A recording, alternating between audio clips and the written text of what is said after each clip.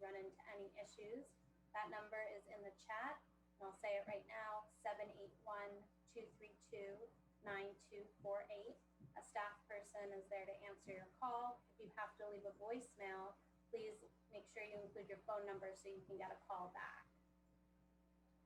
Your video is disabled, and your ability to turn on your audio is also disabled unless you're presenting or are a panelist. Most town meeting representatives are essentially members of the audience tonight. Voting is going to be done using the raised hand function on Zoom and Zoom polls. You can raise your hand depending on how your Zoom window is configured, just on the main window at either the bottom or the top. We have a limited number of Zoom polls tonight, so we're going to go through those first, and then if we need to, we'll do the hand raising function, but we'll mainly stick to the polls. All of those polls are going to pop up in a separate window. If you don't see it automatically, please move your main Zoom window or minimize it. Again, the helpline phone number is 781-232-9248. We're going to get started imminently.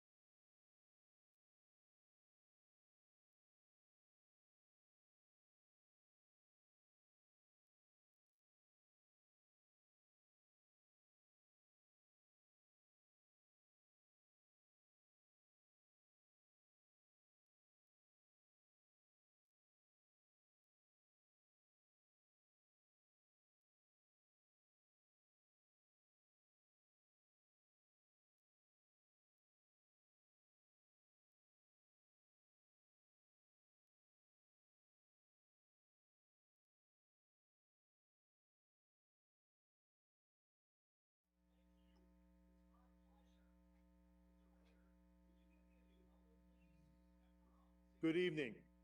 Today is Wednesday, May 5th. I now call to order the annual town meeting of the town of Stoughton. The meeting is now in session. This is the second session of our town's meeting.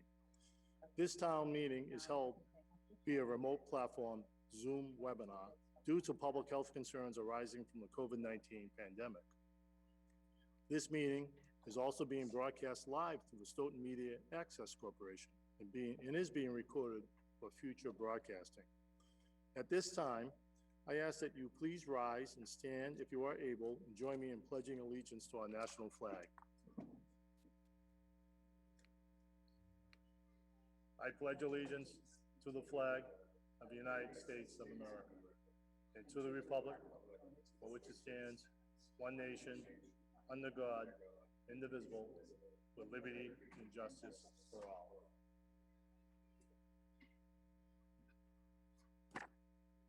Thank you all. All right. We're a few minutes late due to some needed discussions. So I'd like to get right into introducing our panel guests. Let me start off with naming our guests on the panel. Sandra Gropey, Chair of the Stoughton School Committee. Katie Pina Enochian, Vice Chair, Stoughton School Committee. Anita Hill, Stoughton School Committee. Joseph McDonough, Stoughton School Committee. Dr. John Marcus, Superintendent, Stoughton Public Schools. Jonathan Ford, Deputy Superintendent, Stoughton Public Schools. Kathy Piatelli, Business Manager, Stoughton Public Schools. And Joyce Husseini, Facilities Director of the Stoughton Public Schools. Recognizes. We also have Joseph McCrisky, Chair, Select Board. Deborah Roberts, Vice Chair of the Select Board. Stephen Cavey, Select Board. Scott Carrara, Select Board. Dr. Robin Grimm, our Town Manager. We have Stephanie Carrara, our Town Clerk. We have Lauren Goldberg, our Town Counsel from KP Law. Bill Rowe, the Town Accountant. Mark Tisdale, Executive Director of Development Services for our town. Ed Trumpio, Chair of the Finance Committee. Bob Desmond, Vice Chair of the Finance Committee. And we also have the chairs of the standing committees to read the recommendations from their respective committees. We have Argaban Shoemaker, Chair of the Intergovernmental Relations Committee. Cynthia Walsh, Chair of Municipal Operations Committee. Carolyn Campbell, Chair of the Municipal Regulations Committee. And a few more on our panel. We have the precinct chairs to provide for improved precinct representation.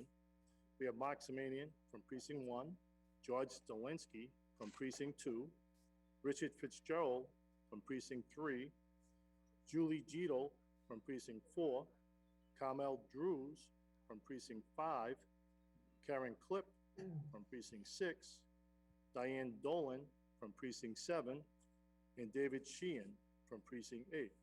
We're also supported by Mass Area Planning Council technicians to help us through this evening with any technical issues that we may have.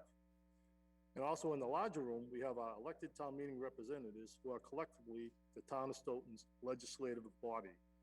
So I'd like to give a warm welcome to all our panelists and all our town meeting representatives.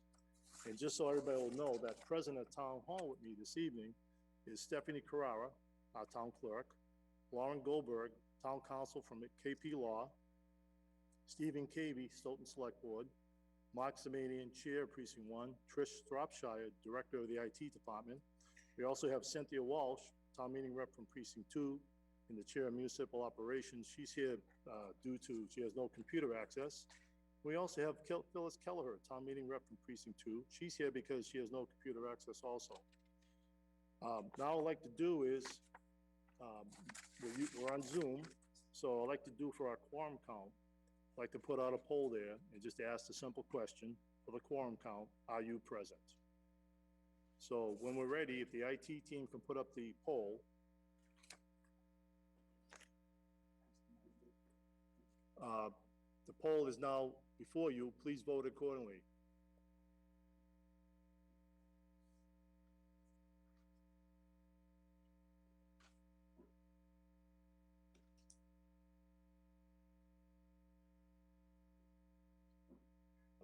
I've been notified that there's 3 raised hands right now.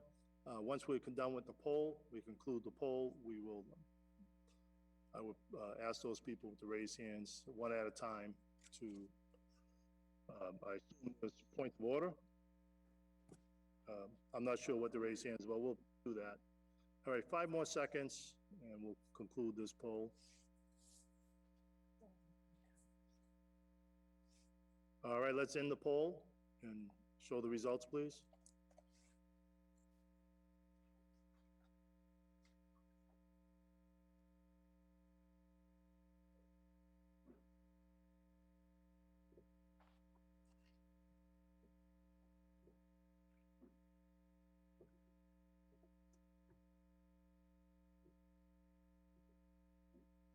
Our attendance for this evening is 141.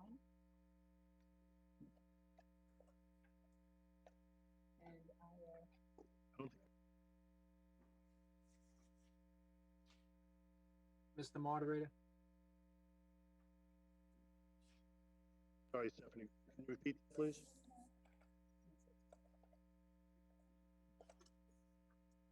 it's one, we have for tonight's attendance, we have 141, and the quorum count will be 71. So we now have a quorum. We do. Okay, we can proceed with our online meeting. And I've been notified we have a few hands up. I'm assuming there must be some point of order. If I can find the hands here. Bob Blumenthal, can we bring in Bob Blumenthal, please?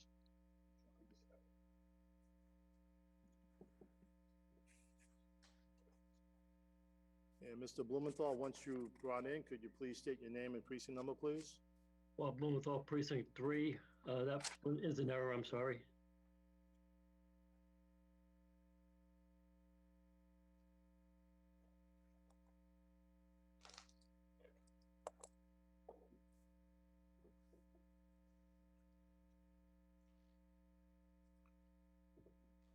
Mr. Blumenthal, you can mute yourself. State your name and precinct number, please.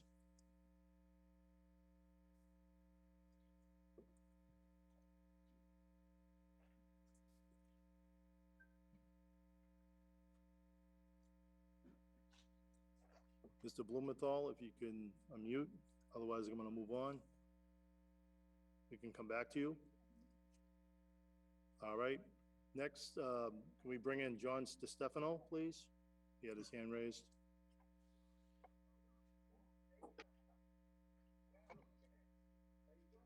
Bob, I'm sorry, I forgot to lower my hand.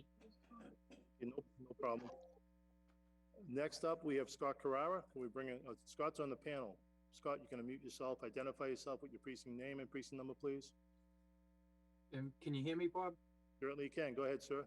I never got a chance to vote on it never came up on the screen for me. But On the poll? then it came up later and showed the total. I never even got a chance to, so I don't know if Okay, you're at 141 or not. Mr. Moderator, I've recorded Scott Carrera as being present. Okay, you have been recorded as being present, Scott. All right, okay. You have an ID? No, just professional joke. Thank you. Is that all the people with the hands raised, so we can move on? Okay, Peter Banis. Could we bring in Peter Banis from Precinct 2? Yep, I'm just trying to find out. I did the same thing as Scott. I entered after it said the number. I just want to Okay. make sure I'm in. Well, we have a quorum anyways. Well, if I see you guys like the other night, I must be in. Okay, I'm told that it might be helpful if you close your other windows. I don't know what device you're using. Are you using a Well, Chromebook, Peter? I tried my wife's iPad, but I didn't have the meeting the meeting code number. So I'm on Okay. my phone. So hopefully this will work. We'll see. Sure. All right, no problem. Yeah. Thank you, Peter. Next up, who's that after next? Who's Peter after Peter? Joyce Scardino. If we can bring in Joyce Scardino, please.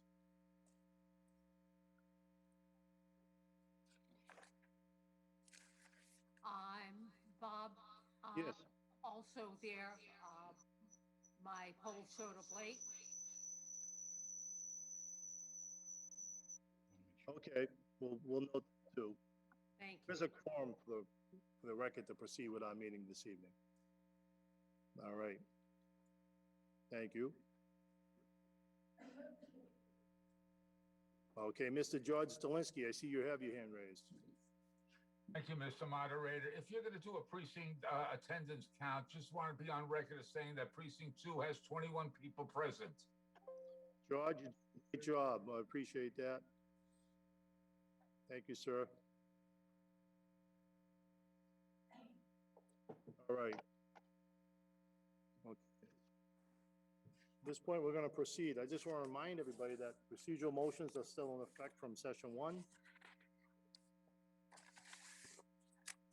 And just a couple of points I want to make to every town meeting representative. Points of order, please put them in the Q&A. And we do have the Q&A being monitored this evening by Steve Cavey for points of order. As soon as he sees a point of order in the Q&A, he will bring it immediately to my attention. And depending upon the point of order, I will address it immediately or we'll wait till after whatever the event is occurring. And again, to speak on an article, please raise your hand. And on the left side of the screen, on everybody's screen, you will see the raised hand monitor that shows the town meeting reps that have their hands raised. And that will act as sort of a cue to show you everybody that's hands are raised to speak on a particular article. And I just want to remind you, once you have spoken, please lower your hand. If you haven't, I'll have the technicians lower your hand. But it's easier if you just lower your hand after you speak. I appreciate that. And Mr. Mark Zavino is monitoring that process and will notify me. I should see it online, but a lot of things are occurring sometimes here. He'll notify me of the town meeting reps that have raised their hand to speak on a particular article. And I mentioned this before. In addition, we have people from the Mass Area Planning Council, the technicians, to help everybody here on any technical issues that are occurring. And I just want to repeat the helpline. The helpline number is 781-232-9248. All right, so any problems, if your screen goes off, you can't get back in, feel free to call that number. We have another question? Richard Fitzgerald, can we bring in Richard Fitzgerald?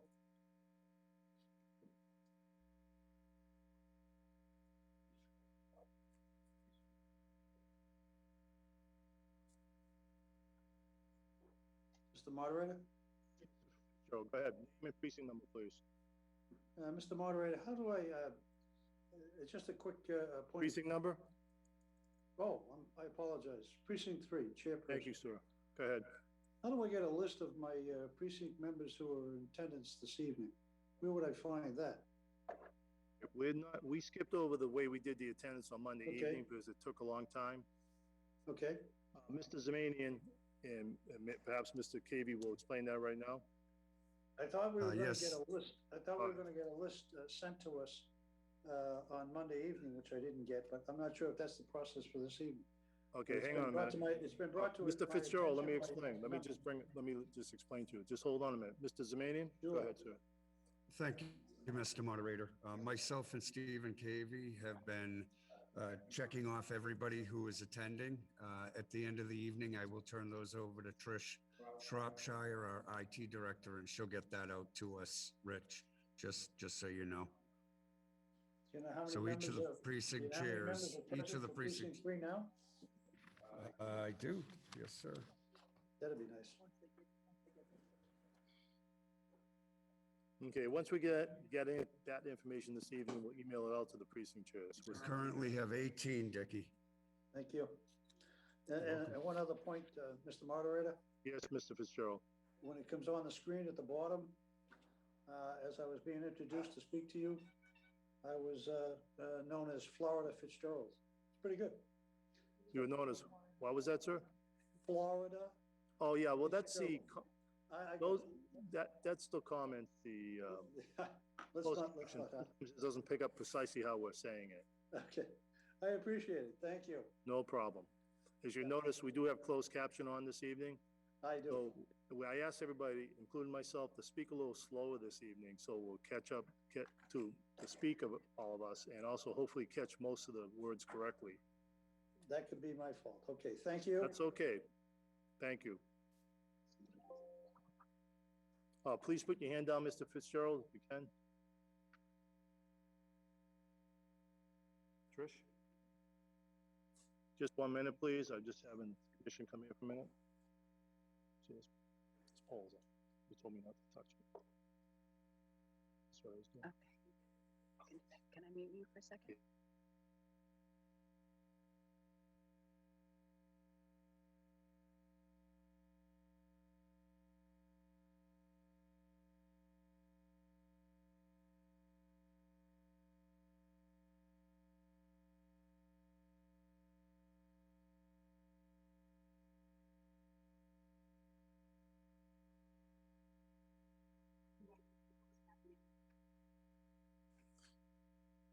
Just to clarify while we're using closed caption on the bottom of your screens. The Disability Commission for the town of Stoughton asked us to try to look into that and try to allow that to occur to help people that having issues hearing, and it helps everybody. Hopefully that closed caption does not interfere with what you're seeing on the screen. It shouldn't. So that's closed captioning. You can see as I'm speaking right now, it may not spell every word correctly. It uses a dictionary in its database, and sometimes it can't find the correct words that if I don't sound it precisely the way it was put into the database, it may not pick up that particular word. But it's close enough. I see most of these words going in there, but I do not have any complaints on any of the words. I don't either. Thank you very much. Right, it helps everybody. Thank you. Please be patient with that. It may not be perfect, but I mean, Mr. Fitzgerald called you Florida.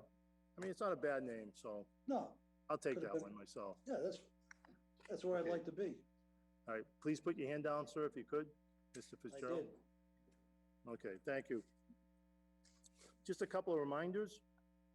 For each article, I will provide you with the article number, the page number, and the title of the article. I will first call the motion to be made, hear the FinCom and standing committee reports.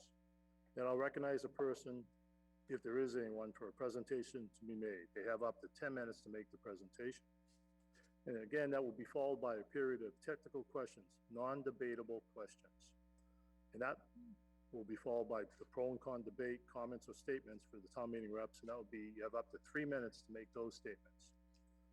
Debate will end where there's no more speakers or a motion is made that moves the question, and that is so voted on and passes.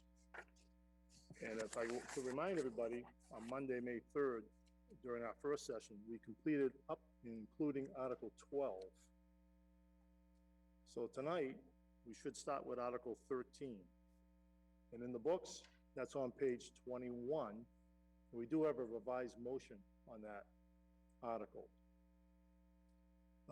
And that is, Article 13 is collective bargaining, police superior officers.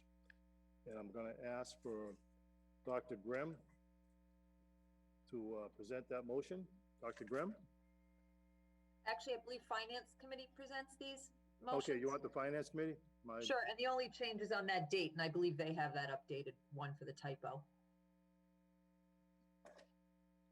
Ed, you have that? You have to unmute yourself, Ed.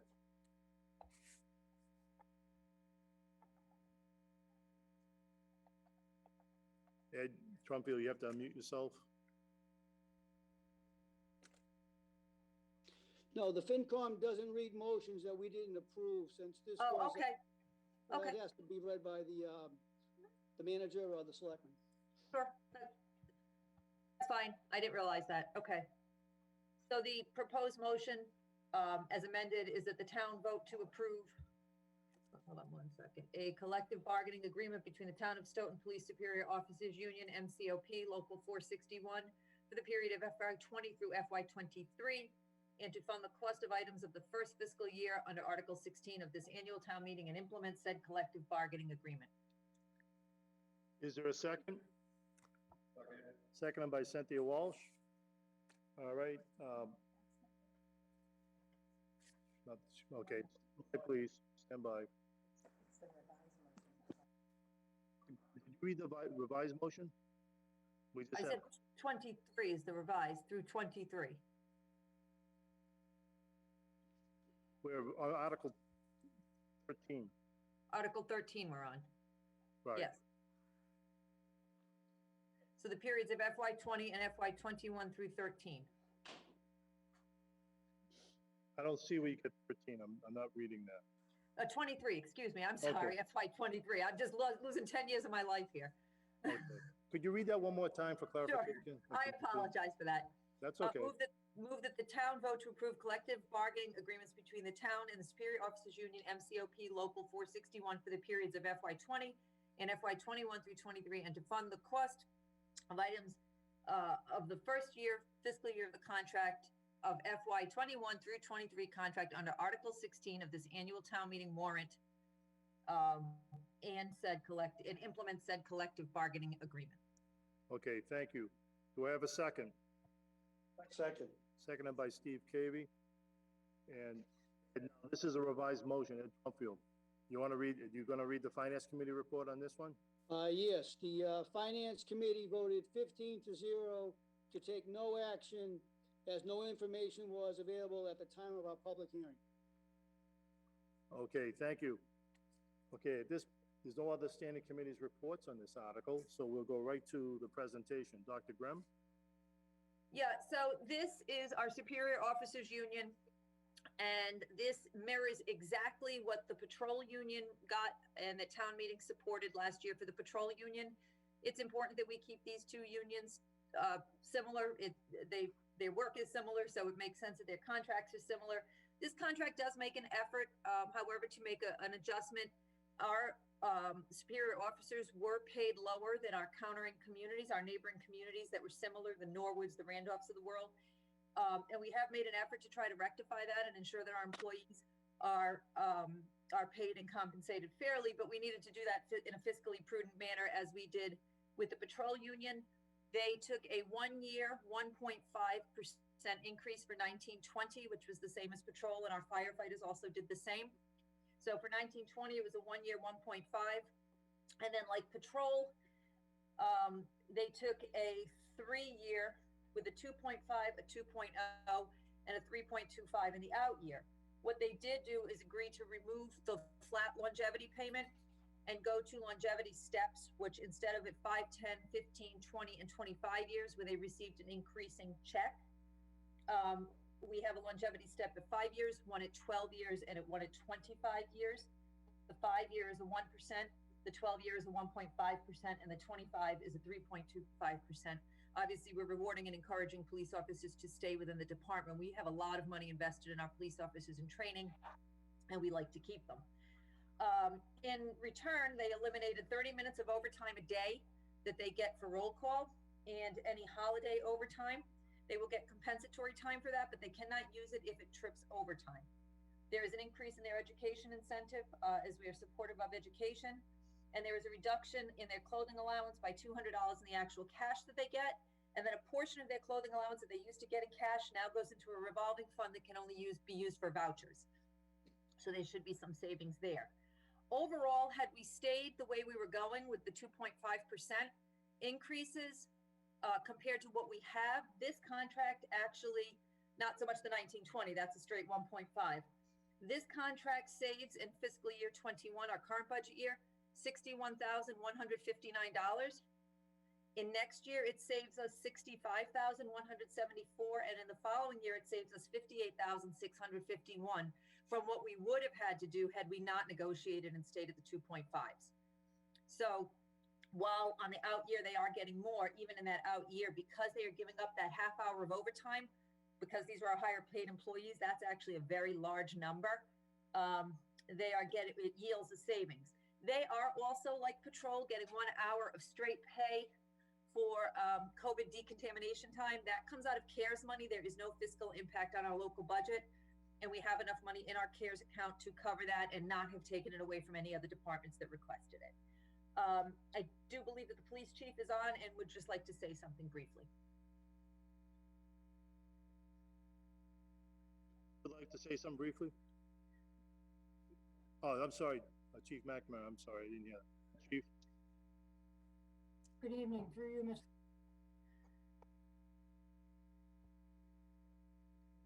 I think you're muted, Chief. You're gonna mute yourself. Yeah, we just lost her. She's still there, we're just trying to Okay. Whenever you're ready, Chief Mr. McNamara. Moderator? Mr. We can hear Moderator, you. can Thank you. Good evening, everyone. Chief McNamara. I would just like to ask at town meeting to support this article. The Superior Officers Union, as well as the rest of the Stoughton Police Department, have come in and worked through some challenging times over the last couple of years with COVID and all of the other challenges for law enforcement, and they have done so and stepped up. And I ask that town meeting members please support this article. Thank you. Thank you, Chief McNamara. Dr. Grimm, are you all set? Yes, sir. Okay. So at this time, this will be followed by a period of technical questions, non-debatable questions. First up is Mr. Robert Cohn. Can we bring in Mr. Robert Cohn? And when you're brought in, Mr. Cohn, can you state your name and precinct number, please?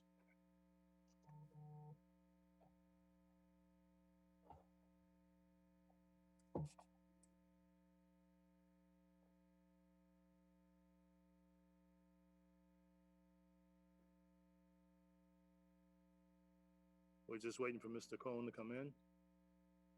He's on his way.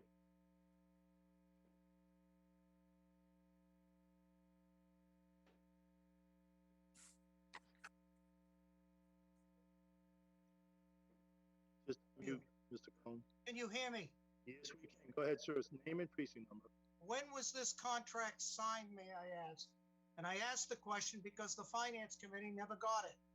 And I thought the last couple of meetings that we were supposed to go through the Finance Committee to get to this town meeting. Can I ask the reason why we didn't do that? It did go to the Finance Committee in a public hearing last week. Because Last week? Yes, and it was publicly heard, but the Finance Committee had some questions on the wording on the motion, and that's why they didn't vote it. May I ask another question? Will the Finance Committee accept this? Was it? Because it's late, in my opinion. Sir? Let me ask Through you to the Finance Committee, excuse me. Mr. Ed Trumfield. Would you like to respond to that, sir? Yes, we accepted. We had a hearing, but we had no information at our first hearing. We had a second hearing, but we were not sure the motion in the book was incorrect, so they said they would change on the virtual table was that the number of years of the contract, so we were not comfortable with the present wording. So we would let it go to the floor of town meeting to make their decision. So you'll accept this the way it is now? Yes. Okay, Well, thank you I very will. much, I sir. will. I can't speak for the rest of the committee, but I will. All right, thank you. Thank you, Mr. Moderator. Thank you, Mr. Cohn. Okay, next up is Mr. John Zavino. Please bring in John Zavino, and when you're brought into the panel, sir, please state your name and precinct number. Yes, Mr. Moderator, this is John Zavino, Precinct 4, a member of the Finance Committee. Thank you. Go ahead, sir. I do have a couple of questions that will actually maybe get answered. Sure, go right ahead. At this point. Well, we did, as the chairman said, we did hear it last week. They brought it forth, and that's why you have the revised motion in front of you, because it was corrected. However, we had asked a couple of questions that still haven't been answered. We have a contract we were given that was supposed to be from for FY 17 through FY 20. Or 19. This is the contract from July 1, 16 to June 30, 19. This would have been the prior contract. What we received was an unsigned contract that said it was under review. This was our attorney's copy, and it was under review. So it's unsigned. So I don't know where that contract stands. We got an MOA for the new contract, as well as for the single year. Well, we got an MOI that was signed for 21 to 23 that was voted contingent on a wage scale being corrected from July 1st of 20. We haven't seen the new wage scale.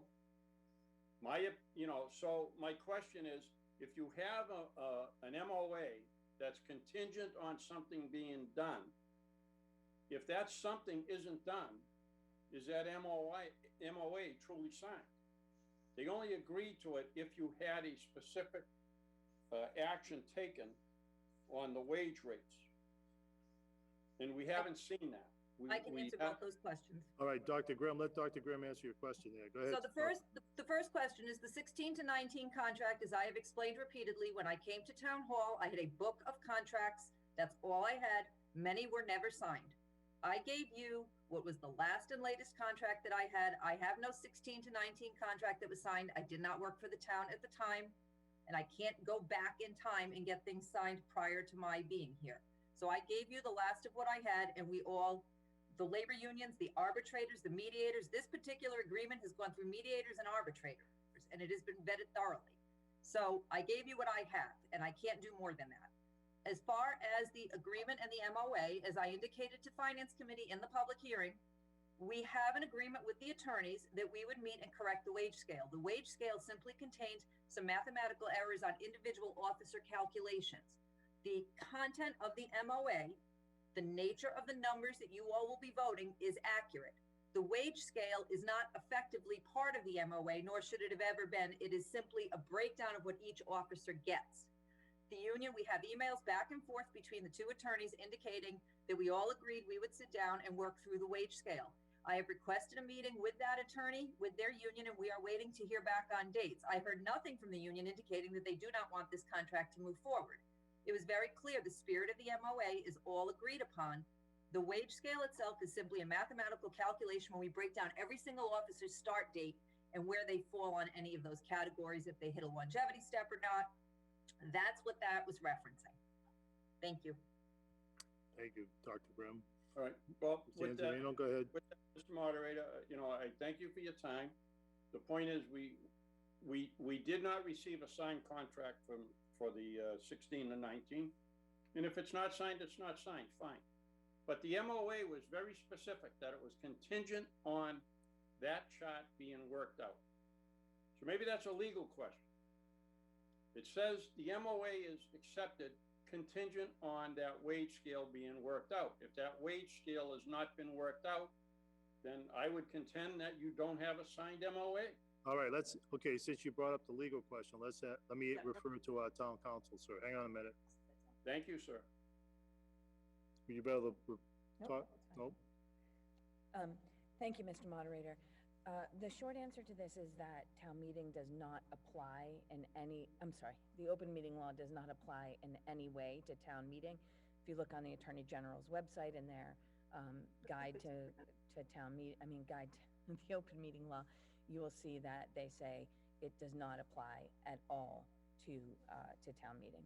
And there's no requirement that everyone be able to be seen in the statute authorizing the use of a remote town meeting. Was the answer to an earlier question? I have no idea what that was in response to. We were talking about, no, we were asking about the MOA regarding, Superior they office. didn't have John, what was the question? They didn't have an MOA for a The couple of years MOA and the that we contract were wasn't signed?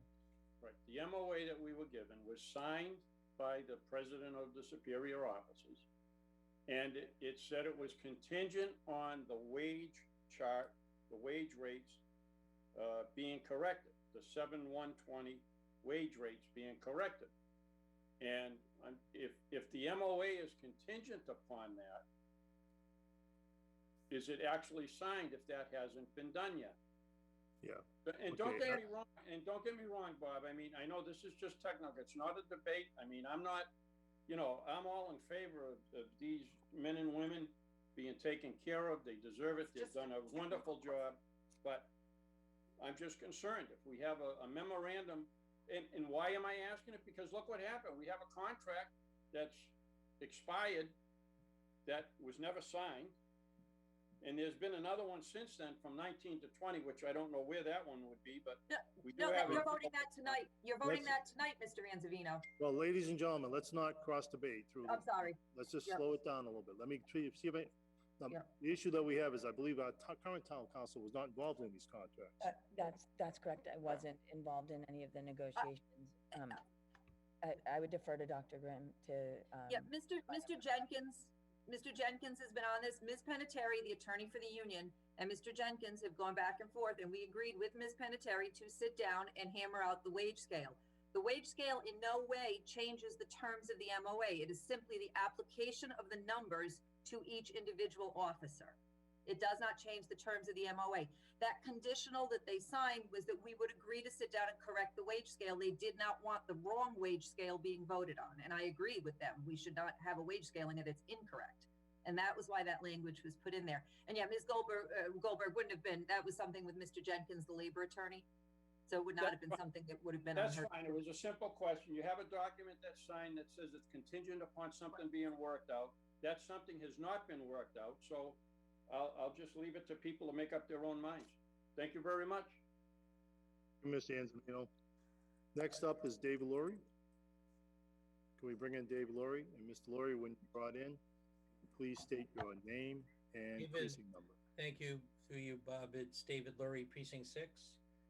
Yeah, there's only, there's only one thing worse than if we vote no on an important contract like this, and that's if we pass something that doesn't pass muster with the state, and then it gets shot down there.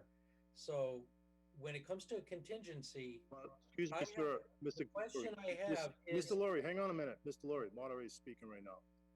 Ask a question, please. The question is there representation from the union itself to speak to the wage scale that has not been voted on or has not been approved in the contract as it is? Is there someone representing the union at our meeting tonight? I believe there is. Dr. Grimm is representing the town on this, and... No, I want representation from the union itself. Excuse me, sir. The attorney for the union's not here. The presenter of this article is Dr. Grimm.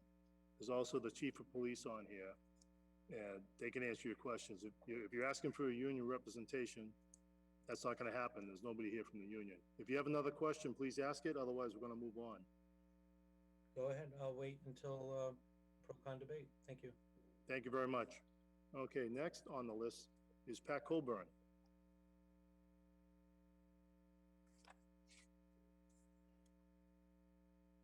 Thank you, Mr. Moderator. Pat Pat, could you Colburn, hold- Precinct 4. Could you hold on 1 minute, please? I have Sure. a point of order.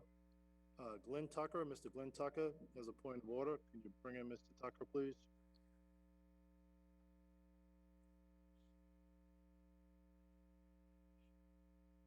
And once Mr. Tucker is brought in, Mr. Tucker, if you can state your name and precinct number, and then your point of order. Hi, this is Dr. Glenn Tucker, Precinct 8. My point of order is to request that the town moderator please enforce the rule that technical discussion is for questions and answers only that specifically relate to specific items in the article, and that clear statements of opinion about the article be ruled out of order. I believe I just did that, sir. Thank you for the reminder. I appreciate it. Thank you. Is that all? Thank you, Dr. Tucker. Next up is Eric Anderson. Wait. Yes. I was recognized. Oh, I'm sorry, Pat. I do have one more point of order. Oh, okay, I'm sorry. I'm sorry, Pat. I should explain. Eric Anderson has a point of order too. Just stand by, Pat. Sure. Eric Anderson, please bring him in. And once you're brought in, Eric, Mr. Anderson, state your name and precinct number and your point of order.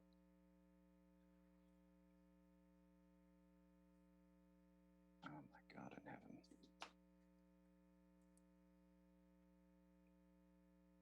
I'm having trouble unmuting. I apologize. Can you hear me? Yes, I can. Go ahead, sir. I apologize. I actually withdraw my point of order. Thank you, Mr. Moderator. Oh, you're welcome. Okay, Pat Colburn, you're recognized now, please. State your name and precinct number. Pat Colburn, Precinct 4. I will stick to my question. Through you to the town manager, please. I do appreciate the presentation because I did get a few questions answered. But the question I have is anyone, AKA Sue Herman, going to be tracking these cost savings? Because I guess I've been around long enough that we've taken out comp time because it was too expensive. We've taken out stipends and things are coming back in. So I just love to be able to know, say in a year from now, if we've actually realized these savings or not. Yes, we can track that, and these numbers on the savings compared to the 2.5 that we would have had, plus all the longevity that we would have had, these are Sue Herman's numbers, and she will track that. These stipends that are rolled in, there is language in each of these MOAs that indicates that that language has to stay, that these were rolled in, so that down the road, 10 years from now, nobody can come along and say, well, we want an accreditation stipend, we won't have one. It's actually going to be breadcrumbed right in the language of all contracts going forward. We have the same with police patrol, that it says that this 2.5 accreditation stipend has been rolled into the wage, so that is protected in the future. The reason compensatory time was so expensive before was because it was allowed to trip overtime, and we didn't have enough officers. When we were low on an officer complement for manning and staffing, it meant that there had to be so many people brought in on overtime that if people took comp time, it became very costly. Right now, we're staffed well enough that we can afford to have people taking that time and not have it trip overtime. What you will see is where we're keeping overtime, our overtime numbers should be much more under control given the nature of savings in this contract. And that's what we'll be able to look at next year in retrospect. Thank you. I appreciate that because I know one of the other unions had up to a $750,000 overtime, and I just don't want to see us heading back there. Thank you. I appreciate it. All right, thank you, Pat. Next up is Rick Hill. Please bring in Mr. Rick Hill. Mr. Hill, when you're brought in, please state your name and precinct number, please. Thank you, Mr. Moderator. Rick Hill, Precinct 2. So I've got a couple of questions here. I guess the first one is just an observation that we don't have any signed contracts at Town Hall for any collective bargaining agreements is troubling to say the least. So, our attorneys should have a copy, everybody should have a copy, the union should have a copy. So I think that that's something that has to be remedied immediately. Secondly, how many officers were maxed out in this contract that these changes need to be made to address? Well, first, in answer to your first comment, I didn't say that we have no signed contracts. When I came in, we had some signed contracts. I'm sorry, you said you had with no signed contract. For this one, for this particular No, group. you said 2006 on. You didn't have any signed I contract. never said 2006. I've never referenced 2006. I said 2016 to 19. This current contract for this union was never signed. All right, let's not have any cross debate. Dr. Graham, Mr. Hill. Okay, and we can look back. We can look back at what I said. All I right. have some signed Dr. contracts. Graham, please. Dr. Graham, hold on a minute. Rick, Mr. Hill, do you have a question? Just redirect your question one more time, please.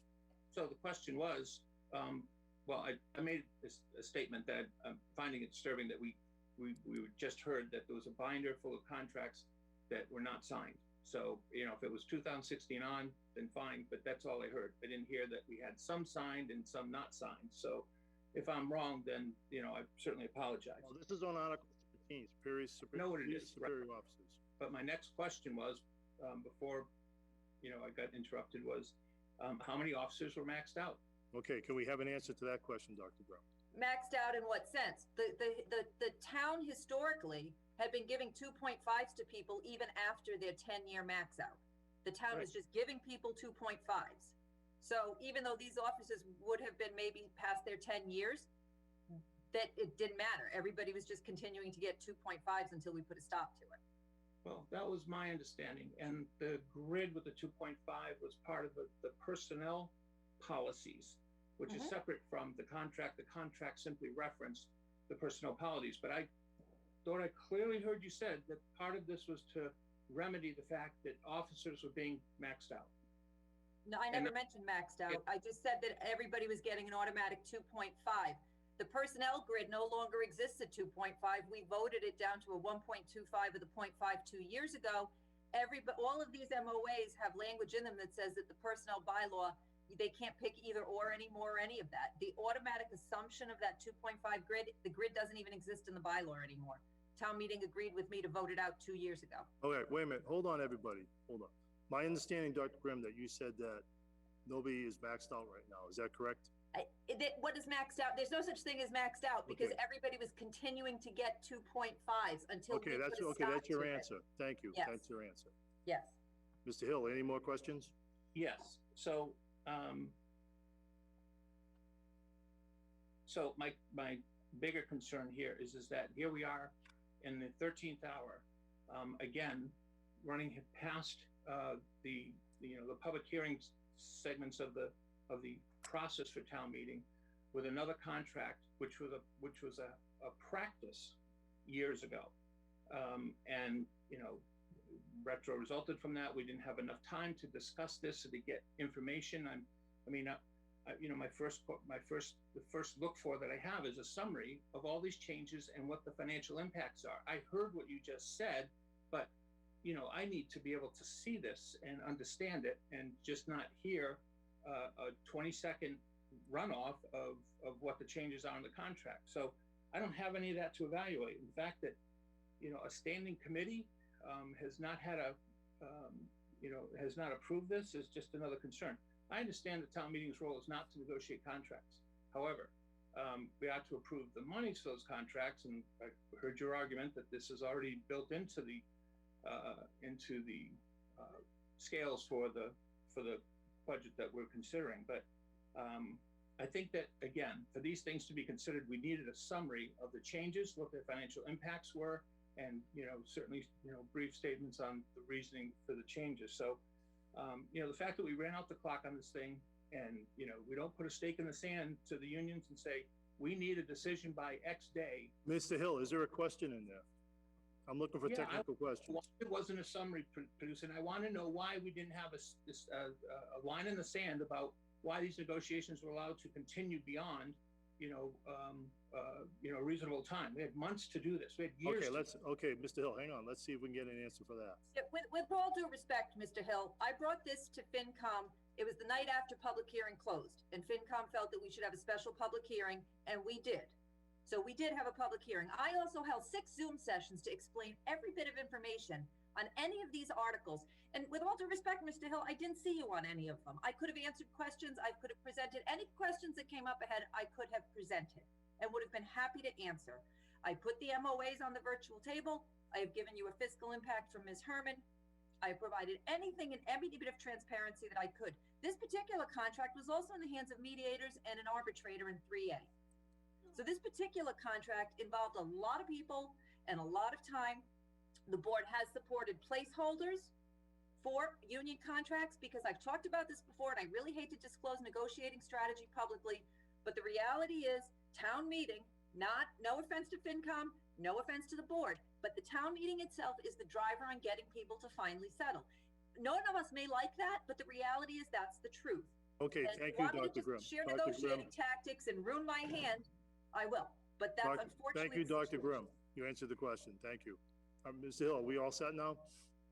No, because this is the same argument we heard last town meeting. So we have to draw a line in the sand and say that negotiations stop at a certain point. Well, that's a comment for pro and con debate. So if you don't have a technical question, I need to move on. It should be a technical requirement, but this isn't the only contract that, we didn't have in time to consider for the Finance Committee, et cetera. So I'm done. Thank you, Mr. Moderator. Thank you, Mr. Hill. All right, I have a point of order from Mr. David Laurie. Can you bring in Mr. Laurie? And Mr. Laurie, when you come in with your point of order, please state your name, precinct number, and your point of order, please. David Lurie, Precinct 6. This is kind of ironic because I agree with the previous speaker. Excuse me, sir, I need your point of order, please. No, this is point of order is that I got shut down by a gavel almost immediately after I commented, but the gavel isn't being used even-handedly because the previous speaker got to go on for almost 15 minutes talking about comment after comment that had nothing to do with a technical question. You're right, sir. I'll make sure that I see consistency with how you use the I'll be gavel. consistent. Okay, I understand your I comment. think I deserve personally to be treated just equally with the gavel because I try to treat everybody equally. Well, it was grossly misused on me if we're going to use the last speaker. I don't agree with you, sir, but you have a right to If the last speaker your was the opinion. standard, then that would be the standard I would expect for myself. That's all I have to say. Thank you, Mr. Laurie. Appreciate your comments. Thank you. All right, we have Eric Coleman, please. Please bring in Mr. Coleman for technical questions, non-debatable. Okay, through you, Mr. Moderator, to the town manager. There was I believe the union had a problem with correcting the wage scale. Is that correct? Yes, there was a draft of a wage scale that was in the MOA. The wage scale simply outlines each individual officer's salary when the contract language is applied, the MOA language is applied. Part two of the question, if I may. Yep. So this would be a technical correction? Yes. Okay, then to move this along, what would you think of an amendment to this article saying subject to the correction of the wage scale? And I think that would probably make everybody happy. If that can be done on the floor, I am perfectly content with that. That's fine because we are planning to do this. The wage scale has to get fixed. Mr. Moderator, is this an appropriate time for that motion? Yes, it is. Go ahead, Mr. Coleman. So therefore I move to amend this article with the words subject to the correction of the wage scale. Period. Motion has been made and seconded by Mark Zemanian. We'll have to vote this by raised hand method. This is for the amendment to the revised motion. And Mr. Coleman, can you restate your motion again, please? Yes, we're adding to the Article 13 at the end after thereto, subject to the correction of the wage scale. So subject to the correction of the wage scale. Okay, motion's been made and seconded. Okay. Any discussion on this? I see a couple of raised hands going up.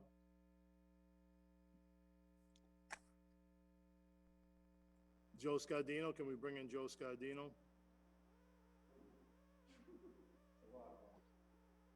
Yes, Mr. Moderator, Joe Scardino, Precinct 1. With respect to previous speaker, can you hear me? Yes, I do. Go ahead. I don't understand what we're correcting if the motion is ambiguous as to what we're correcting to what. The amended motion to the revised motion was subject to the correction of the wage scale. From what to what, though? All right. What are we correcting and how is it being corrected? Well, let me ask Mr. Coleman. Mr. Coleman, are you still on? I am. I think you can hear me. May I have advice of counsel on this one? It's not her call. That's right.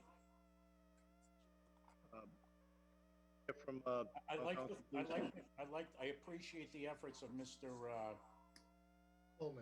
Coleman, my esteemed colleague, but I'm still left with some issues. All right, Mr. Scardino, hold on a minute. I'm going to ask town council. Hang on a minute. If it can be worded better, then please do. Thank you, Mr. Moderator, through you. My understanding is that and as Dr. Grimm explained it, that the wage scale is a tool to understand how the agreement is going to be implemented, and that is essentially going to be looked at as to each employee that would be affected by the change, and that's what the wage scale is. So I have to say that from my perspective, it doesn't change the fact that the contract costs what it costs, and really the only thing that town meeting is doing or has authority to do under Chapter 150E, Section 7, is to fund the cost items of the first fiscal year of the contract. Through you, Mr. Moderator, to the town council, we're voting on numbers, and the wage scale affects the numbers, and therefore I consider it substantive. And it will change the cost of the contract if not done correctly. No, the numbers that Ms. Herman presented to you are based on the actual numbers she used against the payroll to create those numbers on that fiscal note. It was just simply when we typed up each officer's name, that wage scale didn't match up. There were some errors in it and we were correcting it. The final fiscal note is accurate. Okay, Mr. Scardino? No, I still think that we're left with a question as to what those wages are for those respected patrolmen. It doesn't matter. It's in the line item. All right, hang on a minute. There's no cross debate here. Mr. Scardino, thank you. I'm gonna move on. Well, there's no answer to my question. Have an answer. Does anybody have an answer? I did. I did. I just don't think that Mr. Scardino accepts the answer that I gave. I did answer the question, and I understand he doesn't accept that answer, but I think part of the problem, Mr. Moderator, is that we didn't have the background material for this issue. Okay, we'll try to get that to you, but I know it's kind of late for the motion right now. All right, there's really no background. There was an old wage scale that was inaccurate. And it just needs to be recalculated, but the numbers that you have presented are accurate and the budget is these numbers are fully budgeted in the budget, and the savings that I showed would be based on the numbers in the MOA. Okay, Dr. Grimm says she's provided you the answer. I'm gonna move on, sir. Thank you for your comments. Next up is Brian Holmes. Can we bring in Brian Holmes, please? And Mr. Holmes, when you're brought in, please state your name and precinct number. Good evening, Mr. Moderator. Can you hear me? Yes, now this is just on the amended motion to the revised motion, which is subject to the correction of the wage scale. So go ahead, sir. Great. My first question for you, Mr. Moderator, is for you, and that is that we're voting exclusively on the amendment first and then Article 13 as an amended article. Is that correct? That is correct, sir. Just on the amendment to the revised article. Correct. Okay, so my second question through you, Mr. Moderator, is to council. If we add this caveat to this article, what is the impact on the employee? And the scope of my question is that the town as an entity and the union as a recognized bargaining unit have come to an agreement that is in some form binding. What is the impact to the employee at the other end of this agreement if we add that caveat through you to council? Okay, thank you, Mr. Holmes. We'll get that answer. Just stand by, please.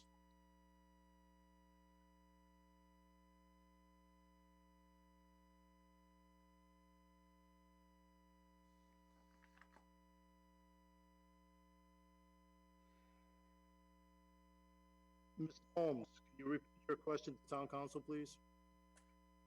Sure. Can you still hear me? Yes, I can. Go ahead, sir. Okay. The scope of the question is that the town and the union have both entered into what appears to be a binding agreement subject to ratification by town meeting. If we add this caveat that the maker of the motion is asking us to make, what is the impact to the employee?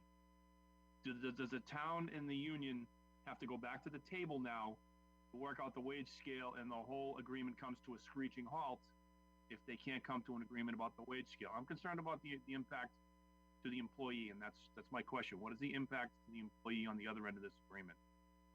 Town council, go ahead, ma'am. Thank you. The wage scale that we're talking about is the manifestation of the agreement that the parties have come to. It is it's not going to change. However the agreement affects the parties, it will continue to affect the parties in that way. And so there is no, there's nothing to debate here other than to fix, as Dr. Grimm said, the wage scale, which was just incorrect when they typed it up.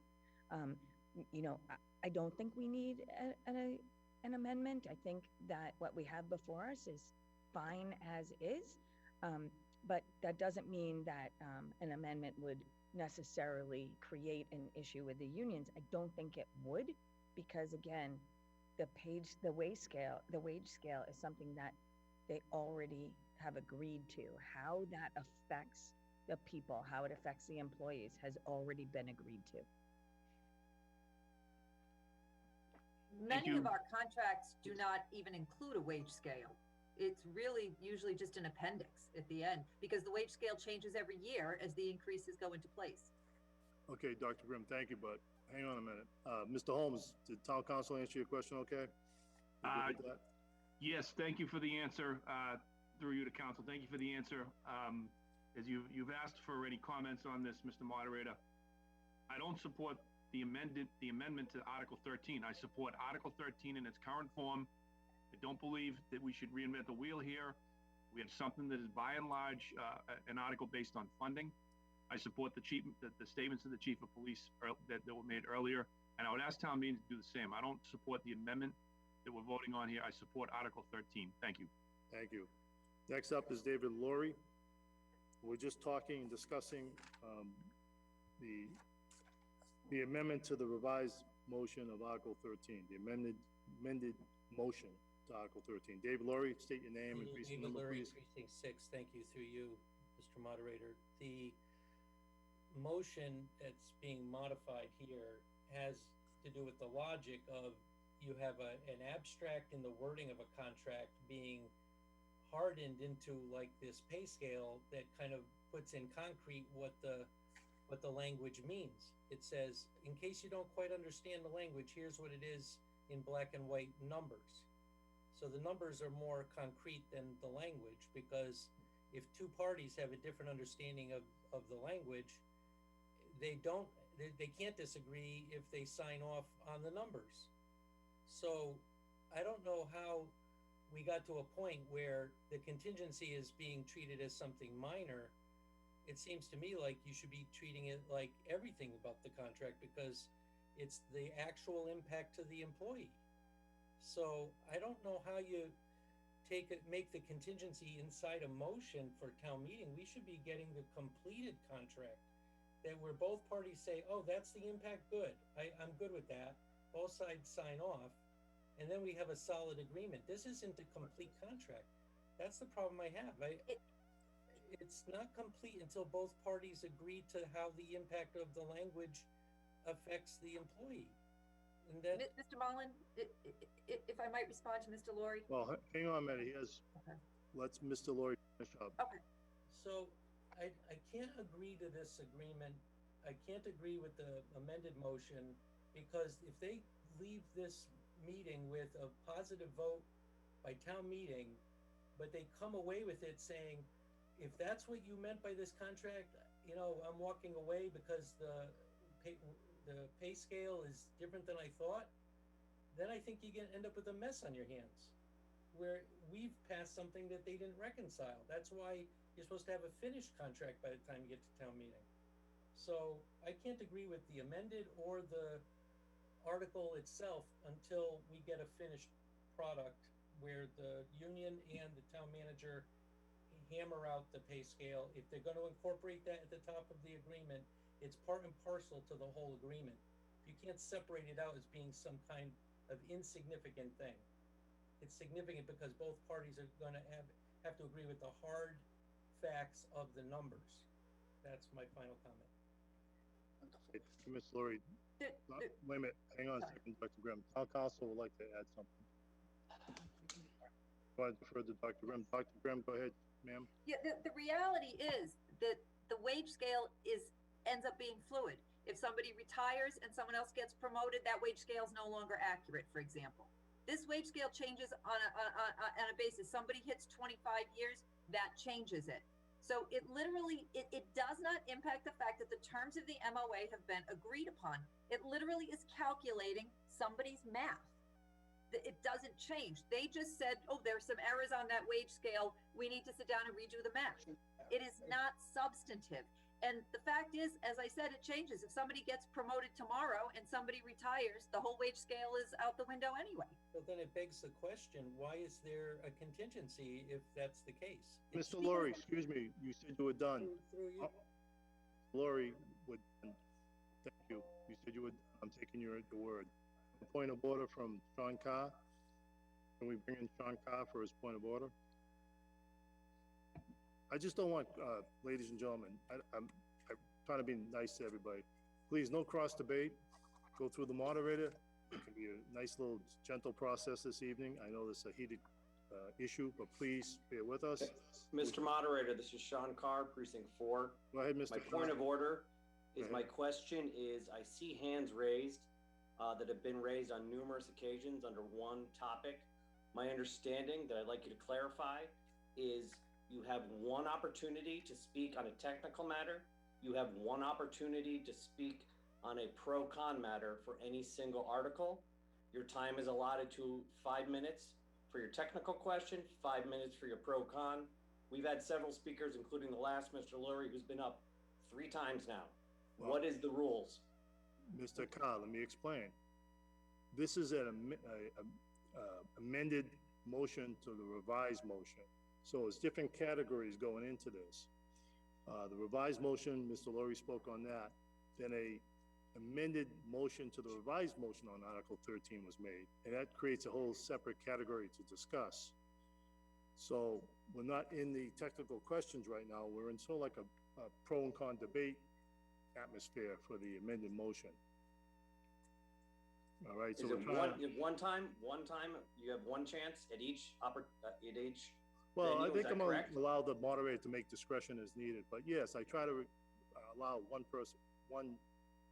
speaker, the speaker to speak once on that particular issue. Okay, thank you. Correct. So just bear with me. I've only been in this job like less than a year. So, and I'm learning on the fire tonight. So this is an interesting experience. But thank you for your suggestions and your comments, sir. All right, let me see where I am here. I'm going back to, we are still on the amended motion for the revised motion, Article 13. I believe I have up next, Marty West. If we can bring in Marty West. This is on the amended motion to the revised motion. Yes, this is Marty West, Precinct 6. When I heard the amendment stated, it said after the words "take any other action relative thereto," those words are not in the motion. They're higher up about Article 13. So the amendment that was mentioned were not amended to the revised motion itself. It's a technical question. Let me have town council weigh in on that. Okay, can you read one more time? Mr. Marty West? Oh, yes. He said the adjustment was to take any other action relative thereto, and those words are not in the motion. The motion is further down on the screen. Okay, 1 minute, sir. Town council's going to weigh in. Go ahead. Thank you, Mr. Moderator. So the article is what's printed in the warrant, and it says to see if the town will vote, and at the end it says, or take any other action relative thereto. The article sets out the parameters for the discussion, and essentially what the discussion can be about is anything that a reasonable person who's reading that warrant article, at their home or while they're having their coffee, whatever it might be, might imagine might come up at the meeting. In the motion is the action that's put before town meeting. So town meeting isn't acting on the article, it's acting on the motion, and the motion would not include or take any other action relative thereto, because that's what's making sure that the article is broad enough for motions to be made. Thank you. Okay, thank you, town council. Is that all, Mr. West? Yes. Okay. Thank you. All right, we have next up. Let me just get my microphone back up here. Next up is John Rock.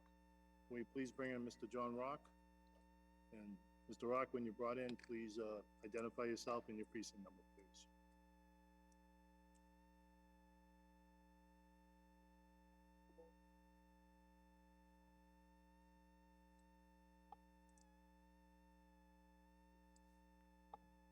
Just unmute yourself. You go ahead and talk, Mr. Rock. You're already unmuted. Please identify yourself and the precinct number.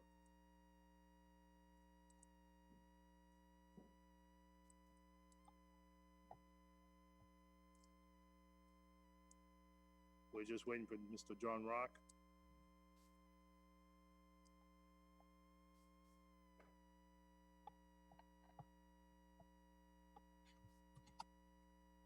Okay, I'm going to move on. Mr. Coleman, you asked to be recognized, but you already made the motion and you discussed this already, so I'm gonna rule you out of order. At this point in time, I don't see any more hands raised. We're gonna, actually, I'm gonna call, he made the motion, sir. And, I'm ruling him out of order. Excuse me? Mr. Tonio Souza? Nope, he put his hand down. Okay, at this point, I don't see any more hands up.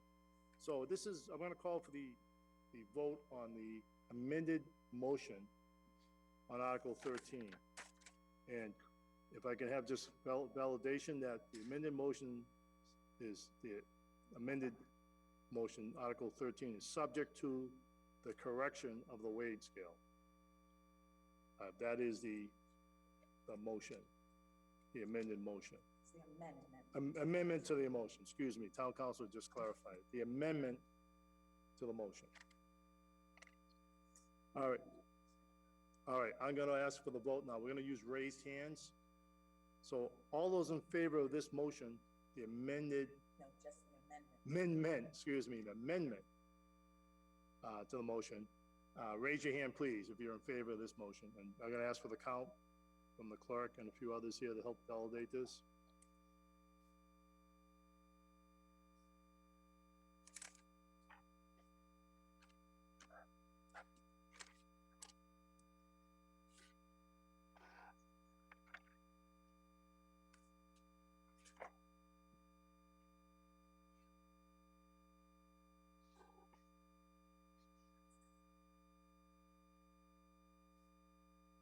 All right, 10 more seconds. Are we getting the count?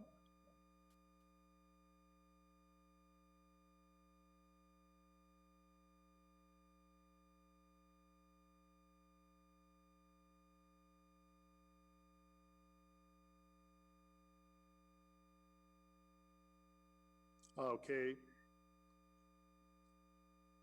Let's end that. Okay, I want to clear hands, please. Lower the hands.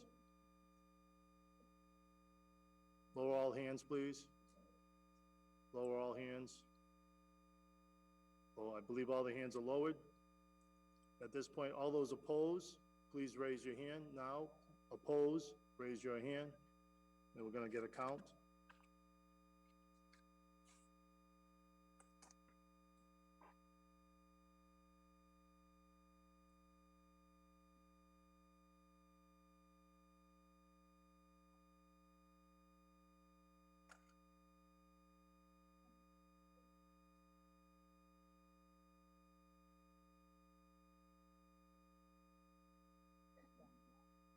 Are we good with the count? Okay. Okay, now we're gonna clear the hands. I'll ask for, once we clear the hands, I see no more hands raised. Those who abstain? Any abstentions? Any abstentions? Seeing, oh, I see a couple of hands raised for abstentions. Please take those, record those, please.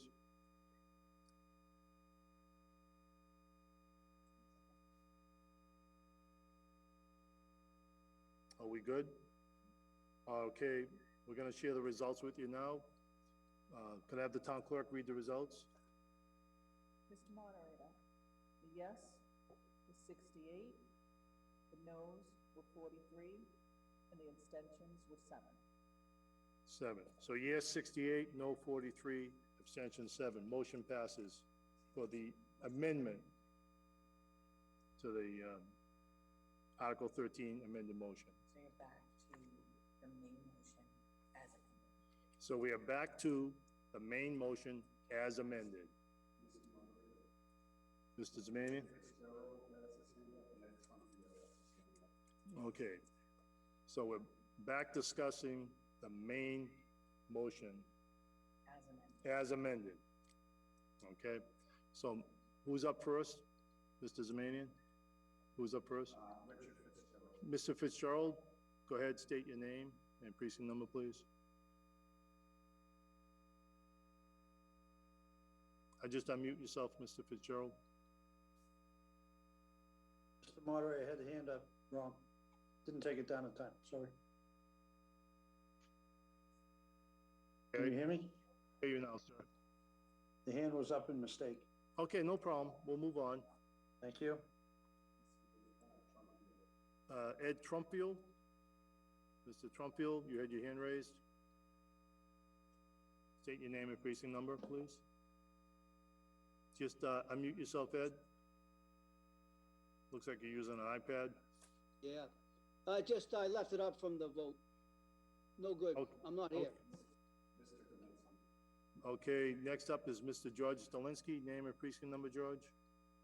Thank you, Mr. Moderator. Can you please read or have somebody put on the screen what the actual item is that we are now voting on? I'm totally lost at this point. I don't know about anybody else. You haven't been paying attention. This is easy science. Oh, thank you very much. Okay. 1 minute. Let me check with the IT department, see if we can put something on the PowerPoint. We're just gonna pause for a moment.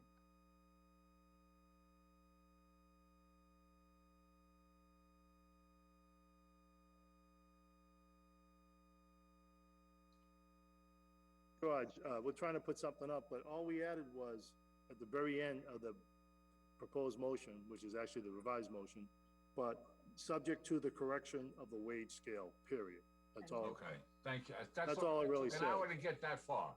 Okay. Mr. No Moderator. problem. I'm gonna have town council weigh in. Hang on a minute. Go ahead. I was just going to say, that Article 12 is showing now, and we really need to see Article 13. Oh, yeah, we need to go to Article 13. Okay, someone's clicking the wrong screens there. Yeah, it happens. All right, now we're back to the, okay. Just bear with me for 1 second. We're gonna bring in Sylvia Whiting. And when you're in, Sylvia, please state your name and precinct number.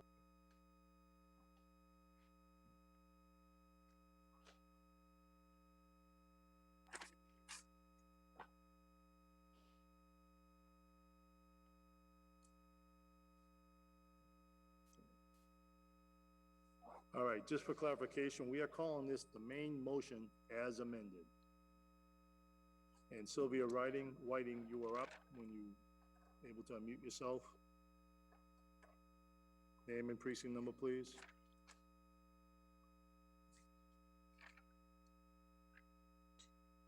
Hello, it's Sylvia Whiting, Precinct 6. Yes, go ahead, Sylvia.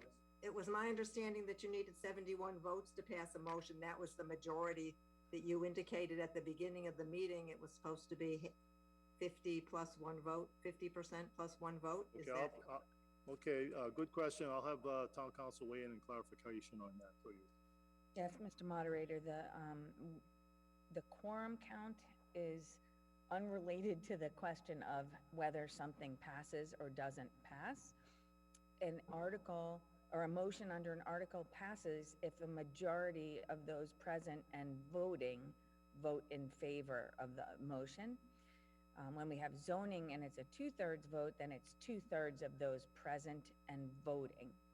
Abstentions don't count towards that number. And so as long as the yeses were more than the noes, that was sufficient for approval of the amendment. Thank you. Okay, thank you, Sylvia. Is that okay? You good? Okay. Yes, thank you so much. You're welcome. Cynthia Walsh, can we, Cynthia, can you unmute yourself and do you have a question? No, I want to move the question. All right, well, we were in sort of like technical. For an hour. I can't help the time frame, Ms. Walsh. It's 12 people's salaries. All right, well, I'm not gonna move ahead. Hang on. No, we're done with, I don't see any more hands up for technical questions. Let's go into Jess Minor. I see one hand jumped in there. Jess Minor, can you state, when you brought in, state your name and precinct number, please? Hi, Jess Minor, Precinct 5, member of the Finance Committee.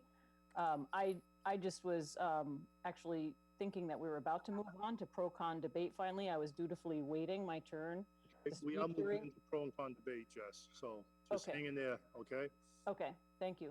Thank you very much. Okay, we're gonna move on to pro and con debate. Each speaker will have up to 3 minutes, 3 minutes. You're up first, go ahead. Name and precinct number, please. Sorry, did you say that I was still recognized? Yes, go ahead. Thank you. Precinct number? Jess Minor, Precinct 5, member of the Finance Committee. Yep.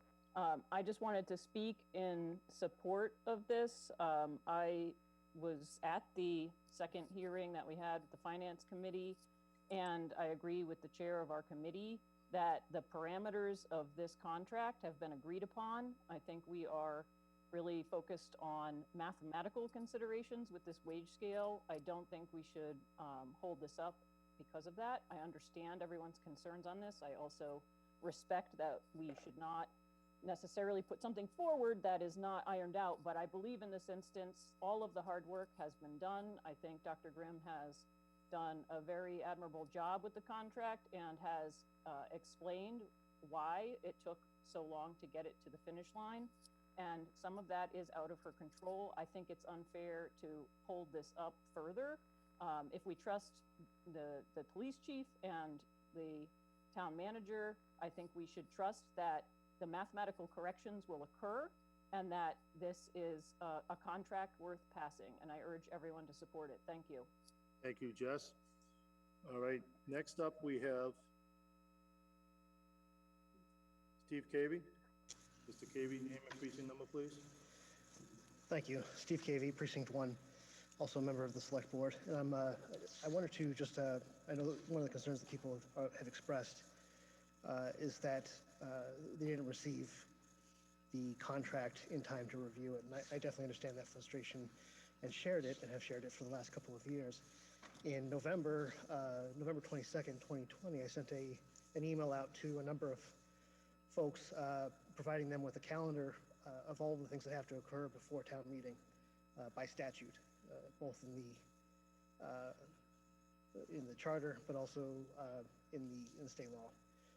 I sent this to the town manager, town accountant, town planner, superintendent of schools, town moderator, deputy town moderator, the chair and vice chair of the select board, the chair and vice chair of the school committee, the chair and vice chair of the finance committee, the chair and vice chair of the planning board, and the chair and vice chair of the CPC, asking that they review this list and provide us with any other deadlines that they have as committees and boards, or as leaders of the town, that would help us understand what is due and when, and to be able to communicate that to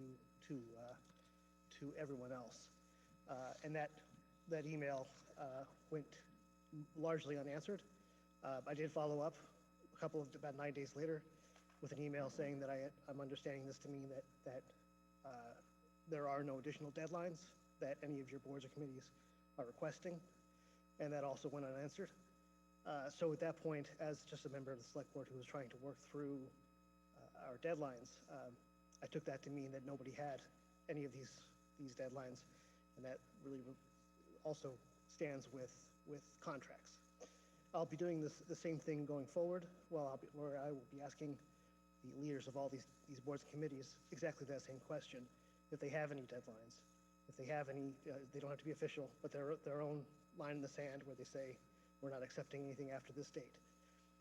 So I'll continue to do that. But that is not something that I think should be, in this particular town meeting. We made an effort to foresee that and prevent this sort of issue, and it wasn't something that was addressed by the boards and committees that had to review it. We can certainly do it going forward. I just need somebody to answer my emails and tell me that this is the time that we're not going to accept something by. If I don't get that, then from our standpoint, from my standpoint, then the deadline, there is no deadline really until the moment it has to arrive at town meeting. So I hope you don't hold this particular contract, vote against it simply because it wasn't sort of quote unquote on time. And we've made every effort to do that without any sort of hard deadline. The town manager will have to negotiate until she reaches an agreement. And in negotiation, there's just simply no reason to stop negotiating until the pressure's red hot, which is really up to the very end. I think she's done a great job negotiating all of our contracts, and I hope that you guys will vote in favor of this. Thank you. Thank you, Mr. KB. Next up is Stephen Page. Let's bring in Mr. Stephen Page.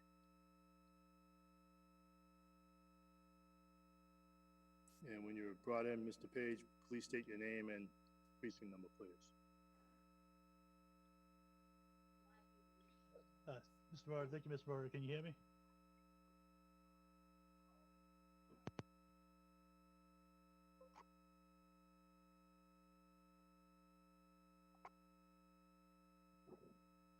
Mr. Page, go ahead. You can identify yourself and precinct number, please.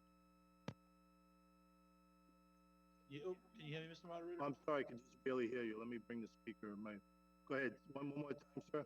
All right, can you hear me now, Mr. Moderator? I do. Go right ahead. All Your right. precinct number, please. Yep, Stephen Page, Precinct 8. Go ahead, sir. I would like to move the question. Okay, the question's been moved. There's been a second from the back room here from Cynthia Walsh, Precinct 2. Means we kick off debate. Moderator determines there's been plenty of debate on this question at this point in time, so I'm going to call for the vote. This is off debate, that is. This is just a cutoff debate. It's a 2/3 vote that is needed. 2/3 votes is needed to cut off debate. I'm going to ask for a show of hands, so please clear the hands right now. Clear your hands. All right. Once I see the hands cleared, all those in favor of cutting off debate, please raise your hands now.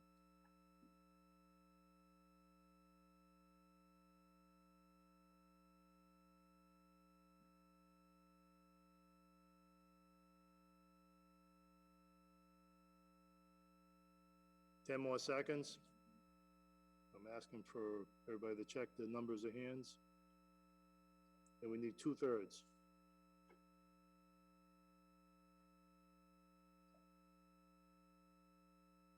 Everybody good?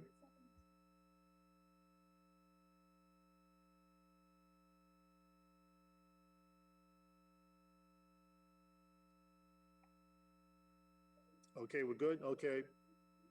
Let's clear the hands.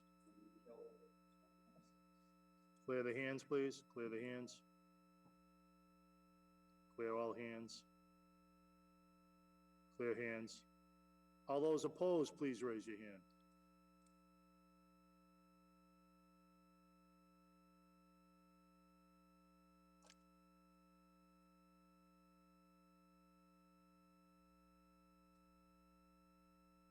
About 10 more seconds. Do we have a count on those hands? I don't need it right now, but just everybody counted them? All right. Please lower your hands. Let's clear those hands. All those abstain, raise your hands now.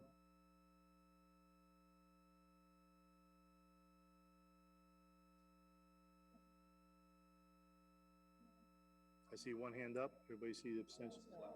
Oh, it's a leftover? Okay. All right, could I have the town clerk read the results, please? Mr. Moderator, I have yes, 126, no, 9, 0 abstentions. Okay, I'll read that again. 126 yes, 9 no, 0 abstention. Motion passes clearly by 2/3 majority. Now we're back to the main motion as amended. That's Article 13, main motion as amended. We're ready to vote on this. So we're going to put up the poll. 1 second, please.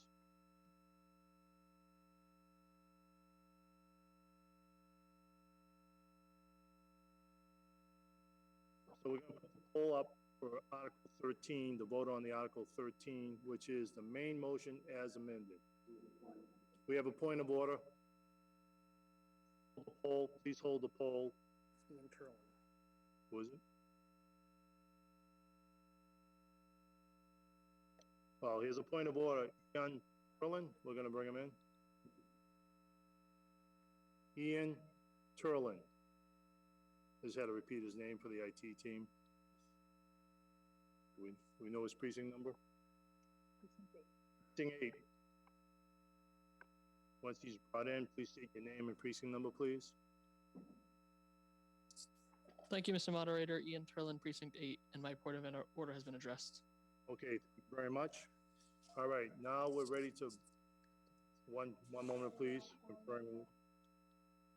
go ahead. This correction to add, he said after there too. And I think he was. Well, I think you have to, we're voting, check with town council. Okay, we're voting on this.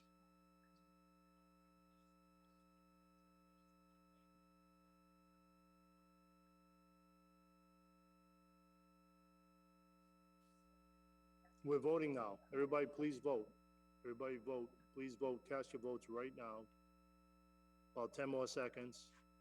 I know this has been a long article, but that's what we're here for this evening, is to debate articles.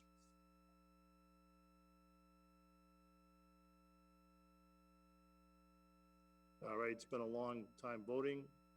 Let's end the poll and let's share the results.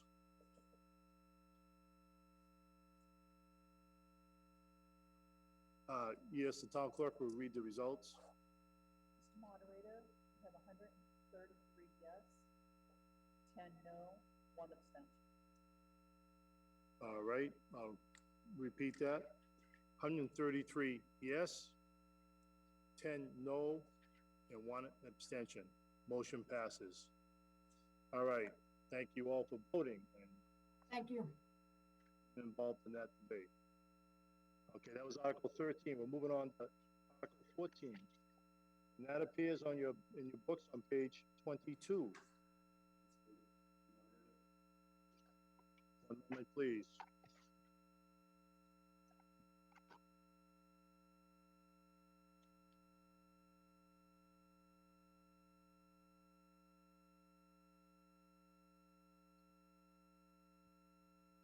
We have some hand raised, so I'm not sure if there are points of order here. Pat Coburn, can we bring in Pat Coburn?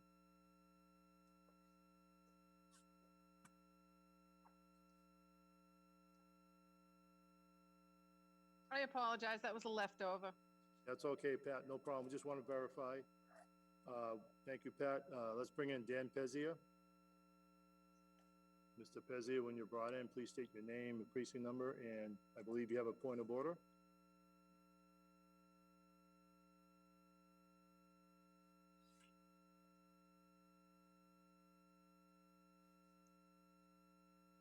I'm all set, Bob. Oh, thank you, Dan. Next up is Margaret Seawick. Please bring in Margaret Seawick, and when you brought in Margaret, please state your name and precinct number and your point of order.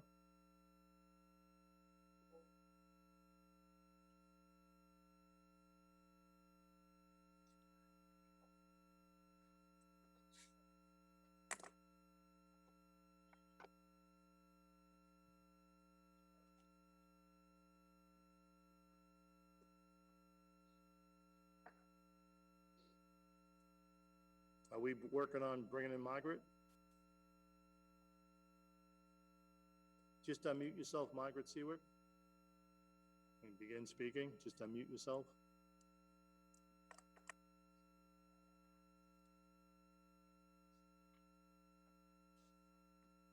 I'm going to give you a few more seconds to start talking. I was left over from the last vote, sorry. That's okay, Margaret, no problem. I took it down, but I see now. Thank you, no problem. All right, next up is Rob Kramer. I think he brought his hand down. He did, okay. We're gonna move on. Now we're on Article 15, and that appears in your warrant books. I'm sorry, 14, I'm moving ahead. Article 14, page 22. Article 14, page 22. And are we gonna have the motion from Dr. Grimm? Sure. So the motion is proposed that the town vote to approve a collective bargaining agreement between the town and the Town Hall Employee Association for the period of FY '20 through FY '22, and to fund the cost of items in the first fiscal year under Article 16 of this annual town meeting and implement said collective bargaining agreement. Is there a second? Seconded by Mark Zemanian, Precinct 2. All right, I'm calling for the report of the Finance Committee. Finance Precinct Committee. 1. Sorry. Go ahead. The Finance Committee voted 15-0 to take no action as no information was available at the time of the public hearing. Okay, now we're entering we're gonna ask, Dr. Grimm for her presentation at this time. Dr. Grimm? Yes, so this is a relatively straightforward agreement. This actually, we would be into the third year of the agreement in next budget year. The vast majority of these employees were on the original grid that gets the 2.5% increase. Some employees were not. In those cases, we did hold back on giving those 2.5s, and that would be pending an agreement on a contract. Basically, what you're going to see in this is, we can just go through quickly the MOA that's on the virtual table. We have a recognition that we have a skilled craftsman who, for whatever reason, his position was never put in the union with all of the other people that work in facilities. It is appropriate that that position is in the union, and we agreed that we would put it into the union. The other thing in this particular group that stands out is that they have a 15-minute coffee break in the afternoon that is not being used or taken. And they asked instead to just have that collectively put into 1 hour of floating time, and we agreed to do that. The other language that you see is pretty much mirroring the SPEA contract, which passed the other night. This has to do with how we calculate earned time and sick time. There is not a fiscal impact on that. And then the wages, because again, we're coming into the third year of the contract, the majority of those employees had already gotten 2.5% increases in either the first year or both years. The other people we have held and have had zeros while they're waiting. This is why in the budget, you are seeing some people with what look like large increases. It was pending an approval of this type of a contract. We had to budget for the 2.5s that other people they may have not gotten. So the overall wage scale for this is getting off of the old 2.5 grid, and they get a 2.5 for the first year of agreement, the 2.5 for the second year of the agreement, which is the current budget year we're in now, and then a 1.25 for the third year, which is next year. All of this money is budgeted into our contract. The fiscal impact for next year is an actual cost of about $18,471. And that covers, I believe, approximately 40 employees. So it's an $18,471 increase. These employees in this union include our clerical staff, our facilities people, some of our youth counselors, our DPW clerical staff. It's a broad range of people. There are a lot of our frontline employees that our public deals with all the time. And again, some of these people have seen zeros for the past 2 years because they've been awaiting this negotiation to happen.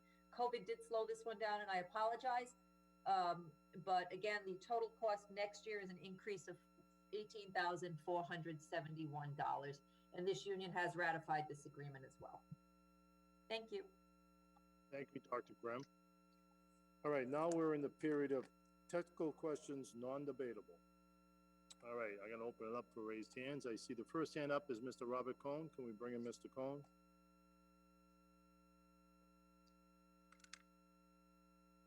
You hear me, Bob? I can hear you. Same question. Precinct When number, was this- please. Precinct number. Robert Cohn, Precinct 5. When was this contract signed, and when did the Finance Committee get it? Dr. Grimm? This contract, this MOA was ratified by the union about 2 weeks ago. It was brought to the board 2 or 3 weeks ago, and I presented it to FinCom in a public hearing last week. This one was a late one. This, to you, to the town manager, please. Was this signed? You have a written contract in your hand? We have a signed MOA from Okay. the union, yes. Yes. Okay. And another question to the Finance Committee Chairman. Is this acceptable to you? Mr. Trumfield? Thank you very much, sir. Yes, we had our second hearing and it was presented to us. However, we didn't feel like we were going to change our original motion. But based on the evidence presented that night, I myself am okay with this. Can only speak for myself. Ms. Mullen, thank you very much. Okay, Mr. Cohn. Next up is Mr. John Zavino. We can bring in John Zavino.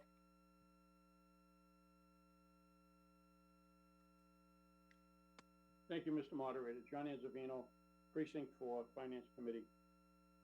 Just one question. The MOA we had last week was dated April 8th. It was unsigned. Can you tell me when that actually got signed? Because we didn't have it last week. Dr. Grimm? Yeah, let me look through my email quickly. Hold on one second. MOA Thea. I have from Mary Martin, April 16th, I believe they ratified. Theo MOA, hold on, I'm trying to see if I can see the signed version of what date they had their ratification agreement. You know what, I do not see what day I have the signed one. I do know it was, I believe they ratified April 16th. All right, so, like I said, the only one we had was from April 8th, and we met last week, and we didn't have it, so. Thank you very much. Thank you, Mr. Moderator. Is Mr. Lugito?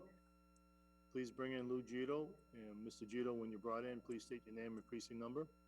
And then you can go ahead and ask your question. Lou Gito, Precinct 4.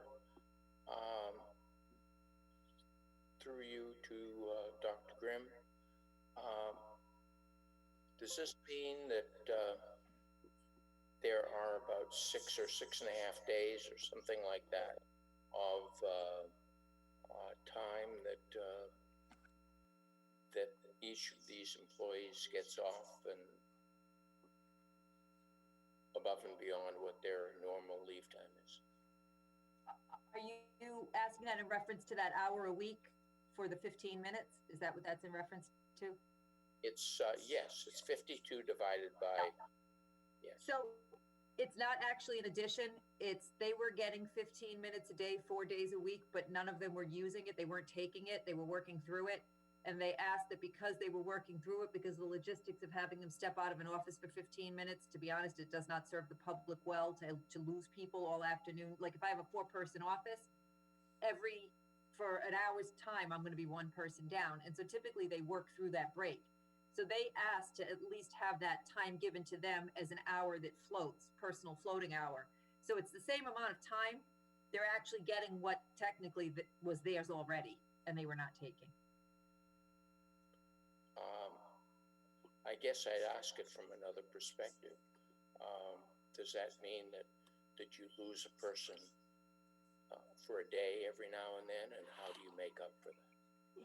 If they decided to take that full 6 hours in a day, in a week, or if they took a day here and there, they probably could, no different than they would utilize vacation time, for example, or personal time.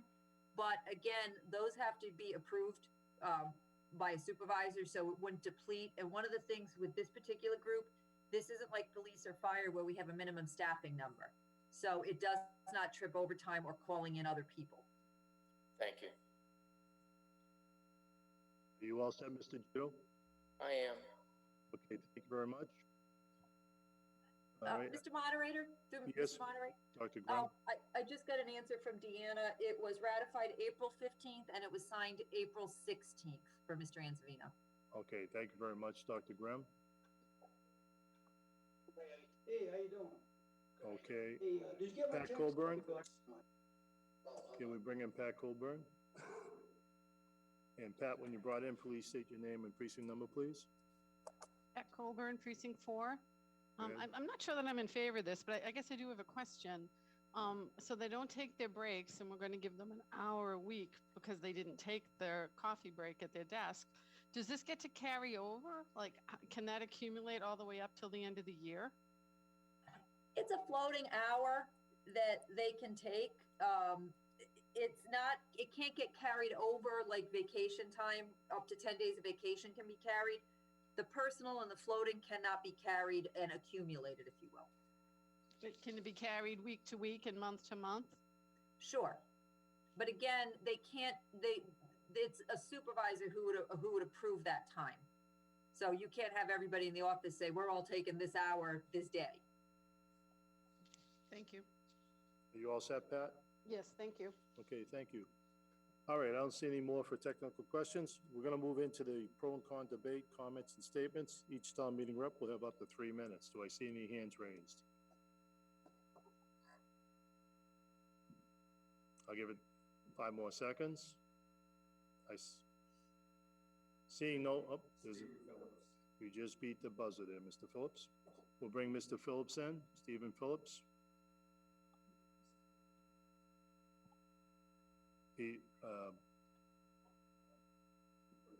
Okay, he put his hands down. All right, see, moderator sees no more hands. So since there are no more speakers, we're gonna move on to take the vote. This is on Article 14, collective bargaining fair. Can we present the poll, please? This is the vote. Please begin voting now. You have 25 seconds.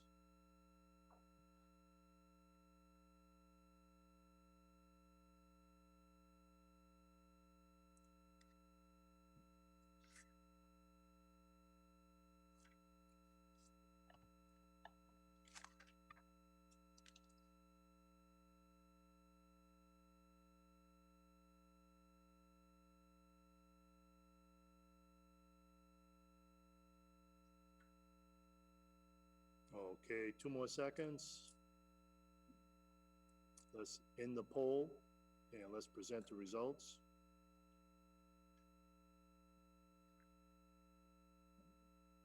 Okay, Town Clerk, if you could read the results, we appreciate it. Mr. Moderator, on Article 14, we had 128 yes, 13 no, and 1 abstention. Okay, the moderator will repeat that. Yes, 128, no, 13, 1 abstention. Motion passes. Mr. Moderator, may I make a very brief statement? Very brief, please. I just want to say this was the last of the 8 contracts that I've had to negotiate since I came in, and I want to thank the town employees across the board.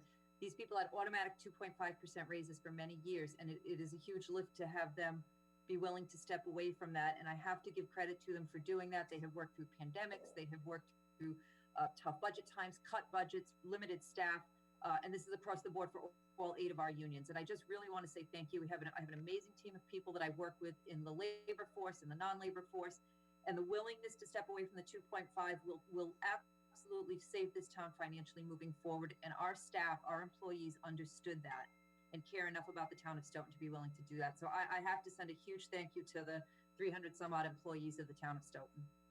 Thank you, Dr. Graham. All right, we're going to move on. I have 2 points of order. I want to recognize Eric Coleman first. Oh, I'm sorry, John Lenahan. Mr. Lenahan, can we bring in Mr. Lenahan? Thank you, Mr. Moderator. Just to avoid these frustrations in the future, what if town meeting had a policy, we will accept no contracts that aren't signed 30 days before the commencement of town meeting in the future? Thank you. Mr. Lenahan, I've been informed by town council it's out of order. Maybe you can bring that up at a different medium or a different opportunity. Thank you for your comments, sir. Eric Coleman. Mr. Moderator, when I was watching the tally of the counts, it was out of 100, I believe it was 184 people attending, and that would be more than the total number of town meeting members, which in full would be 168. So how many people, wait a minute, Mr. Coleman, how many people voted though? The attendees is something different. Okay, I can have town council, did you want to? 42 voting. Right, oh, everybody please hold on. I didn't recognize anybody else. I'm going to town council. Yes. Go ahead, town council. Thank you. Some of the people that are on do not have the ability to vote. They are not town meeting representatives. So even though we have a higher number of people participating, only town meeting representatives can vote, and the number that did vote in the last article are not in excess of the number of people here from who are town meeting reps. So the numbers worked out, that we didn't vote more than the number of meeting members at this meeting? No, you did not. Thank you. Thank you, Mr. Coleman. I see Ed Trumfield. Mr. Trumfield. You have to unmute yourself, sir.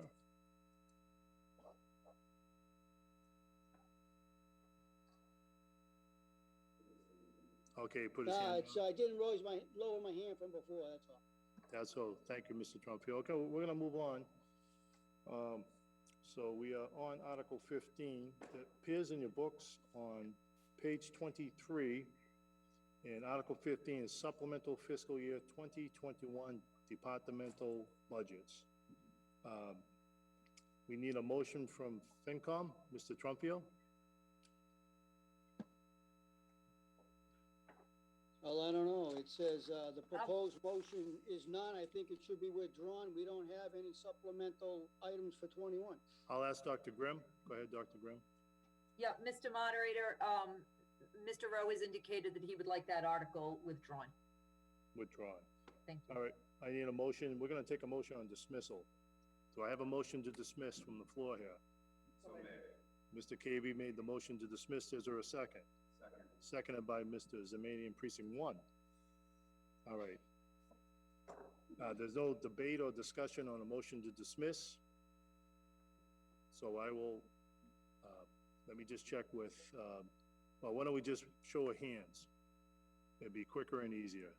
All those in favor to motion to dismiss Article 15, raise your hand, please, and we'll take a count.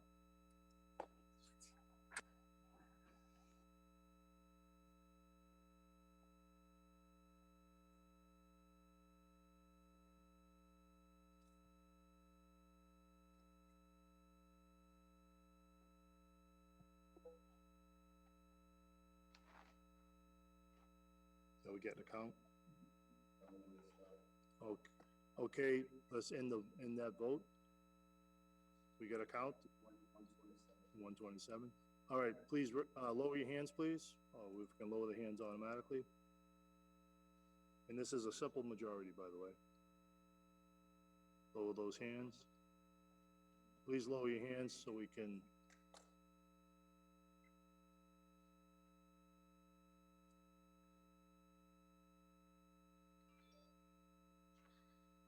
I'm not getting the hands lowered. Could IT lower those hands?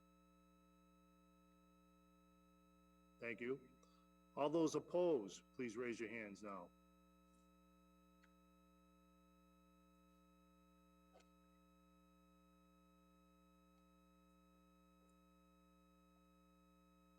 Five more seconds.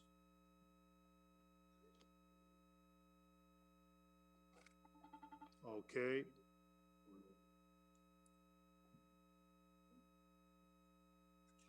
Okay, clear the hands, please. Why don't we just take that would for the record. All those abstain, please raise your hands. That way nobody argues with me. All right, could I ask the town clerk to provide us with the vote, please? Yes, Mr. Moderator. I have yes, 127, no, 3, 0 abstentions. All right, to repeat that, yes, 127, no, 3, 0 abstentions. Motion passes. Article 15 is now dismissed. We can move on. All right, Article 16. This is our general fund operating budget. There is a revised motion on this. It's actually a typo, but we're calling it a revised motion just to clarify the typo there. I'm going to ask Mr. Trumpio, could you read the motion, please? Yes, I'm going to defer the reading of the motion to Mr. Rowe. You're gonna, Ed, you're gonna, that? Mr. Rowe is going to read the motion. Okay, I assume, Graham, can you read the motion? No, Bill. Oh, I'm sorry, you want Bill? Bill? Yes. You're gonna have to speak up, I can barely hear you. Okay. Okay. All right, Bill Rowe? Okay, thank you, Mr. Moderator. Good evening, everybody. This is Bill Rowe, Town Accountant. For Article 16, General Fund Budgets. That the town vote to appropriate the sum of $108,329,489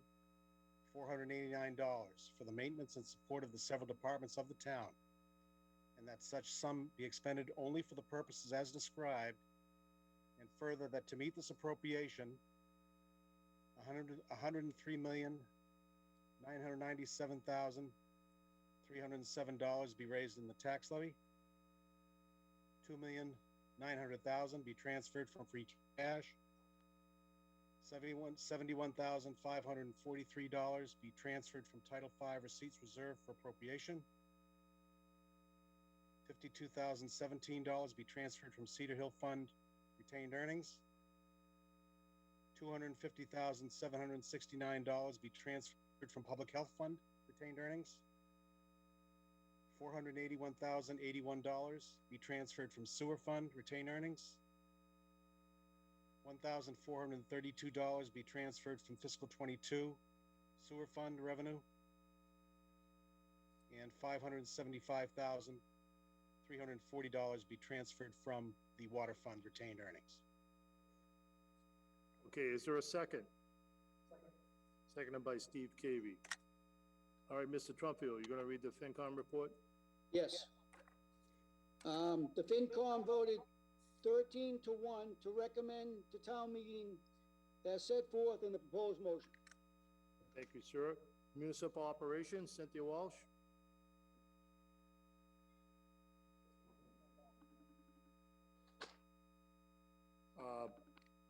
Yes, no, I'll read it just to be clear, to be the process here. Municipal Operations Report voted 6-0 and 1 abstention to recommend to town meeting as set forth in the proposed motion. All right, we have a presentation. First of all, let me just tell you how it's gonna go by Dr. Grimm, followed by Dr. John Marcus, and then followed by Robin Zoll, Chair of the Southeastern Regional School Committee. Dr. Grimm, go ahead, please. Thank you. May I share screen? Yes.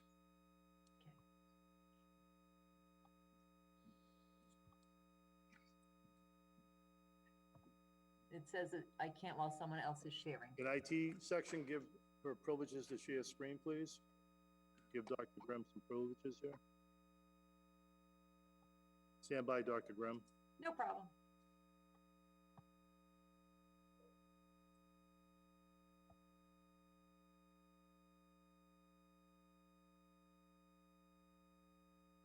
There we go.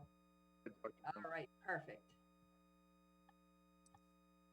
So very quickly, these are just the highlights. This is a shortened version of what I had presented to the select board originally and to FinCom. It's been modified a little bit just because numbers changed a bit. I just want to thank my budget team for this. This was obviously a particularly challenging year. We were coming off of a pandemic budget that we didn't expect, and then we were moving into a budget during a pandemic. My standard team, and it's on the virtual table, so I won't take the time to go through everybody, but again, I want to thank that group. They come from a broad range of town and bring a huge perspective for me. A couple of key budget drivers. The Norfolk County Retirement System had an increase of 10.14%. We had to overcome a 10.14% increase in retirement costs. That's huge for us, and we have no control over that. We increased the healthcare contribution by about 2%. That is a testimony to people being more aware and more conscious of how they use healthcare and being better consumers of healthcare. Our healthcare reserve fund is still very solid. The employee contribution will go up 2%, and the employer contribution will go up 2%. It was 2% last year as well, and 0 the year before, because we had our labor force all agreed to condense into one healthcare plan, which has helped dramatically. The transfer to the sewer enterprise, this number may not be exactly accurate as there have been some changes. It was originally budgeted $355K. It did drop significantly because we did receive MassWorks grant money. A key driver, a key point to bring up that's been discussed at length, and we talked about Cedar Hill the other night, we dropped from about $51K to $9,000 on the subsidy there.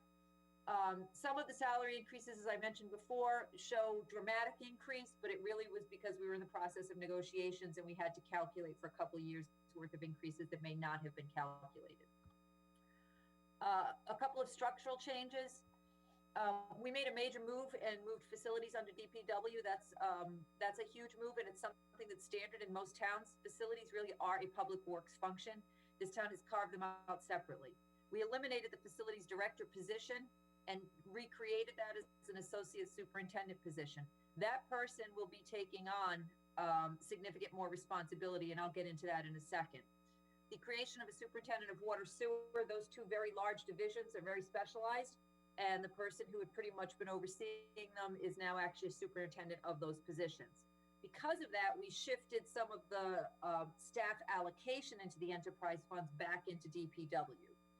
And then we took one of our DPW people and moved them over sort of as an executive assistant service on water sewer. So we reallocated our resources a bit.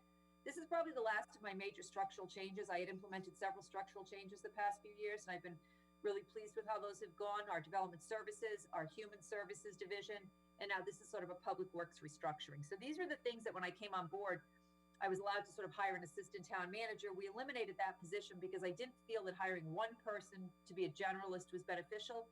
And I would rather allocate those resources by taking the talents that we have in different areas and really bolstering those. We still, the overall cost of all of these restructurings I've done over the past 3 years is still less than what it would have been to hire one assistant town manager. We also shifted the responsibility of the green energy from development services to DPW. So there had been a lot of efforts on green energy sustainability. That's going to DPW. Looking at our superintendent of DPW is going to be looking at rooftop and parking lot solar options, energy sustainability grants. We are hiring for that part-time sustainability coordinator that will be a grant-funded position once it gets rolling. It had a $5,000 startup money. That's falling under DPW now. We also shifted the responsibility from the town manager to the DPW superintendent of monitoring the C&D facility. We have an agreement with a group that is supposed to be recording and reporting to us what the weights is and the tonnages and ensuring that we're getting proper money. Realistically, I just have not committed the time to it that it should have, and our DPW director will be monitoring that and following up and providing reports and recommendations. All gasoline monitoring and billing is now moving to DPW for the whole fleet, so that we have a better consolidated look at what we're spending on all of those things. A couple of changes that go with that, the DPW superintendent salary got moved out of water sewer, a portion of it, and the vast majority is now back over in DPW. He still, of course, will have some presence in water sewer because there will be some crossover. The associate DPW is the same. That's that new adjusted position that used to be the facilities director. Both contribute to highway-related repairs and openings that result from water sewer, and that's why that 15% is there.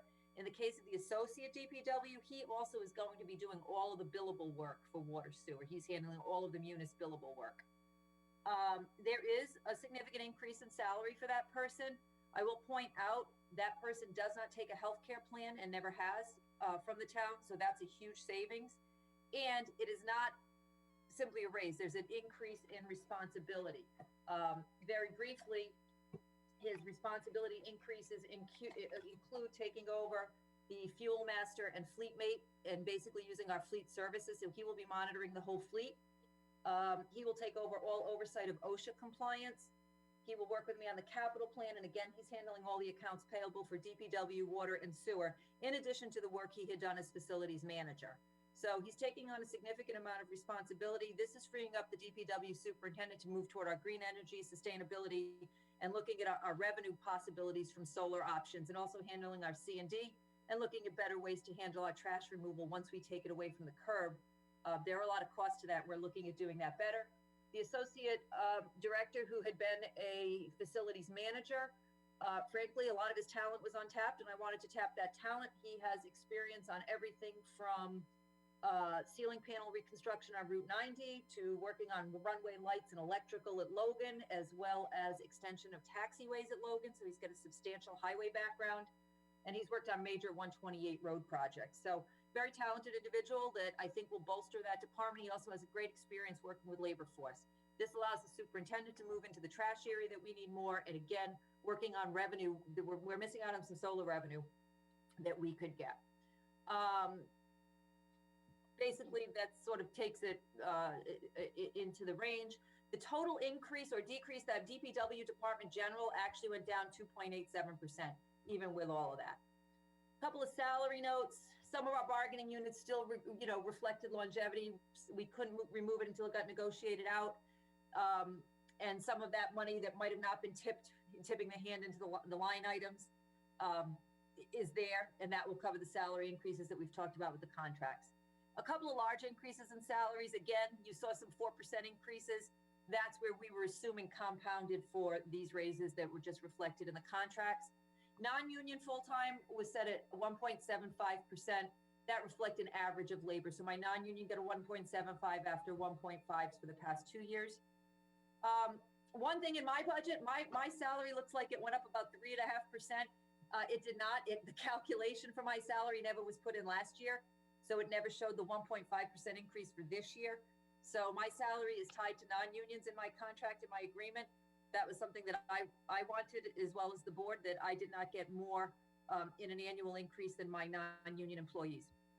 And we also, in the town manager's department, reduced consulting fees. We're doing a lot more in-house, again, with the talent like we have with our associate DPW superintendent. We're able to keep a lot more things in-house. We've reduced some short-term interest. There's been some school debt principal that has impacted things, and you'll see a total increase or decrease. That was the 3.14% decrease. A couple of departmental adjustments. I know I'm going fast, but I'm tight on time. 2% increase in healthcare. We had a total decrease, total increase in health insurance of 1.17%. Town-wide insurance went up 4.83%. Part of that is we took on the whole high school, and that added a little bit of cost. General information, just to know how this budget happened, we adjusted 166 lines from what the town departments requested to what we produced in the end. There are no one-time budget fills. We did do a little bridging for this year with the snow based on some turnback money, but we still, despite everything, have managed to keep a budget solid despite COVID. The total joint cost increase, because we were able to keep healthcare low, it was at 2.55%. My departments initially requested 1.4 million in increases, and we took it down to 500,000 in increases. The total municipal budget increase on the municipal side was about 1.8%.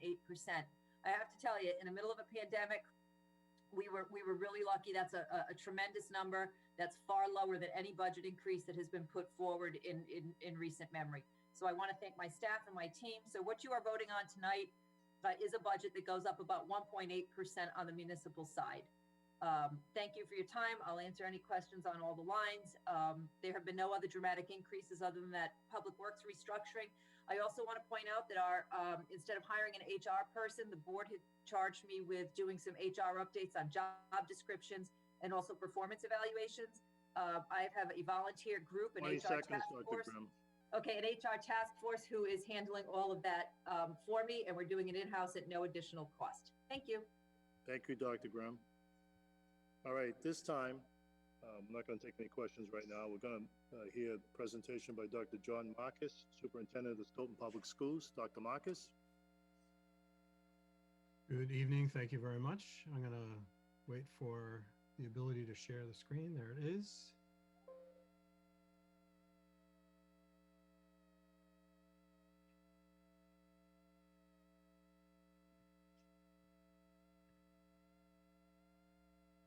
Do you have it yet, Doctor? Yep. Okay, great. Floor is yours.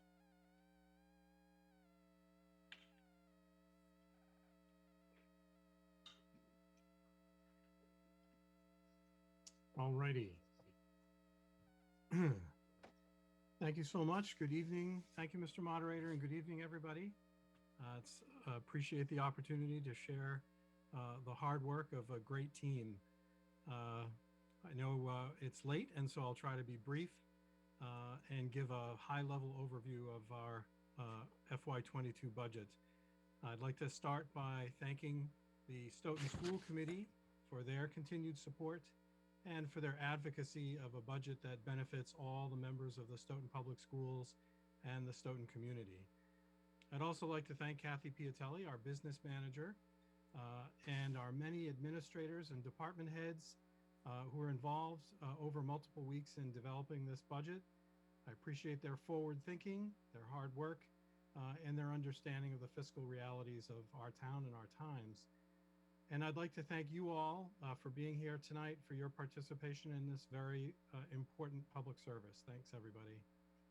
We've worked hard to prepare and present a budget for FY22 that's both fiscally prudent and supports a school system of which we can all be proud. And I'd like to take a moment to say that we are proud. The Stoughton Public Schools are proud of what we've accomplished this year. It has been quite a year, as you all know. And I want to say thanks to the foresight of our school committee and the hard work of the SPS team. Unlike many of our neighbors, we have provided in-person instruction since the first day of school with no major interruptions, and recently expanded full-time in-person learning pre-K to 12 safely and effectively ahead of most of the districts in Massachusetts. So I really want to give a shout out to an amazing team who has worked incredibly hard. On top of that, I want to say that we've provided high quality remote options throughout the year for our students and families. So a big thank you to everyone involved. Each year, as we establish the budget, we set a set of guiding principles or key parameters on which we build that budget. And as you can see from the list here, our focus was really on bringing the district forward, focusing in on our triennial plan. Next year will be the third year of that plan, but also recognizing the potential economic limitations due to the pandemic and what we're going to be facing over the next few years. As you can see, we need to address the social and emotional needs of our students. That's really incredibly important, as well as any academic loss as a result of the last year or so. We are very fortunate to have strong programs, and we're going to continue to develop and refine those programs so that ultimately we lead to the maximum amount of student success and the best district we possibly can. As we begin the process each year, I ask the team to think big and think about advancing our district and advancing the kinds of things that our students are able to do and learn. And that's really taking that to that very top, that pinnacle of the pyramid. At the bottom of the pyramid is really the budget that would bring us down, a budget that would regress and not get us anywhere. And you can see in that sort of lightish place in the middle that that's really about where we landed, that we've developed a budget that is providing programs that move us forward, but really in a conserving way where we're getting to minimal growth. And we've been able to do that because of the hard work of my predecessors and the folks who have been working on the budget and in the school department to school district to be able to build those really powerful programs, those strong programs. And we're able to then take that and move forward very slightly, very carefully, and continue the strong growth and the great success that we've been able to have. You can see here in the school committee budget that the overall, and what you see in the warrant book, that we went through and analyzed every line and found savings that allowed us to come in at a very low increase while continuing to move the district forward. So you can see down at the bottom that we came in at a 2.21% increase. And I want to mention that we were fortunate to receive extra Chapter 70 funding in the fall, which raised the base for the school district.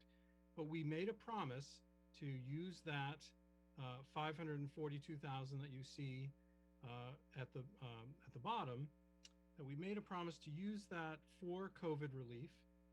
And in the name of being conservative, we used the original appropriation as our starting point. So that's the 49.8 that you see there. So that's what gets us to that very slight addition, the 1.1 million that you see there. And you'll see that of that increase, that most of that, 992,000, represents salary increases. And that's because we're a people business. We're all about making sure that our students, our children, and our families are well taken care of. And so you can see from this chart that it illustrates that most of our efforts are really in support of the people who provide the services to our students and families. So that big blue piece is really about the people, the teachers, the staff, the custodians, all of the folks who are working hard each day to make sure that our kids are getting the best possible education they can. As we design the budget, we want to move the district forward and even incrementally. And I wanted to highlight 3 programs that are going to help strengthen the district this year. First of all, under special education, we are looking at our youngest students, and in the preschool, we're going to be adding a special education class based on the needs, growing needs of our students, a population of students who primarily are on the autism spectrum, and really that population has grown to the extent that we really need to support them in the best way possible. So we're going to be adding a class there. And then when we get to our oldest students on the other end of the age continuum, we're going to be developing a program at the high school called the transition program, which supports our 18 to 22-year-old students. We actually are responsible for our students all the way up to the age of 22. And this new program will not only provide a better student experience, it'll allow those kids to be able to go to school in their own community with their friends and neighbors, and in a really wonderful program, and will lower the cost. When we bring great programs in-house, it's a great way not only to provide better services, but also to be able to save some money. And finally, we have a triennial plan, and as I mentioned, it'll be in its 3rd year coming up. And one of the key features of that triennial plan is to expand our English language learner program, and that's going to be going to all of our schools by adding 1.5 new teachers to the South and the Hanson. I'd be remiss if I didn't put our growth and our hard work into context. This is a graph that we've shown before, and you can see that despite our success, that the Stoughton Public Schools is still spending less per pupil than most other districts. So I think that we are doing a fantastic job at providing a great service and a great education to our kids and to the community. But our mission moving forward is to keep that momentum going and to keep that bar raising higher. I think that's really a critical piece of what we're looking to do in the schools. As I said at the top of the presentation, the Stoughton Public Schools are in good shape thanks to the efforts of our school committee, our administrative team, our dedicated teachers and staff, our many families, and because of the support we get from you, the town meeting. We're looking forward to getting back to a new normal, one where we'll still be dealing with the effects of the pandemic, but one where we are looking forward to an even brighter future. I truly believe that a town's public schools are the bellwether for its success.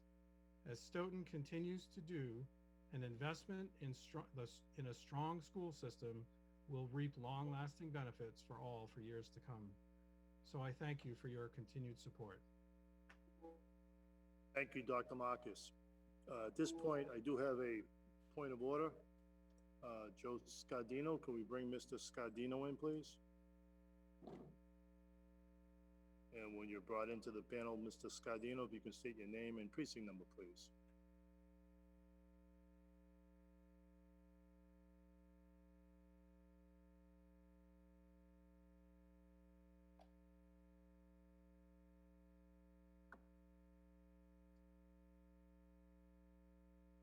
Joe Scardino, Precinct 1.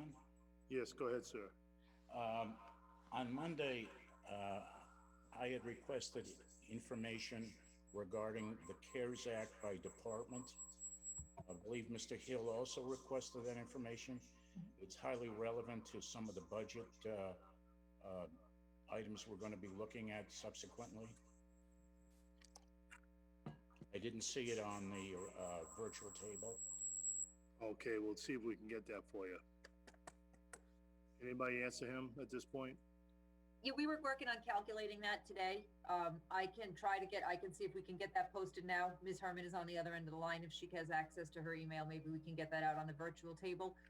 The breakdown basically had been 1.5 to the schools, which the majority went to technology, about 1 million to the town, which went into some overtime, PPEs and, some, for example, for the CARES money for the contract for the police officers, for Dr. example. Grimm, can we just get DECA. on the virtual table as soon as possible? I appreciate Sure. it very much. Through you, Mr. Moderator, for that. Yes, Mr. Scardino. Mr. Scardino, go ahead. I'm through, Mr. Moderator. I'm sorry. It's actually up. It is up.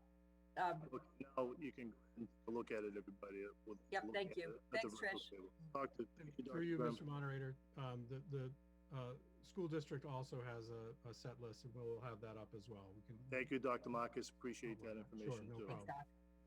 All right. I'd like to hear from Robin Zoll. She's the chair of the Southeastern Regional School Committee. Robin, can we bring Robin Zoll in, please?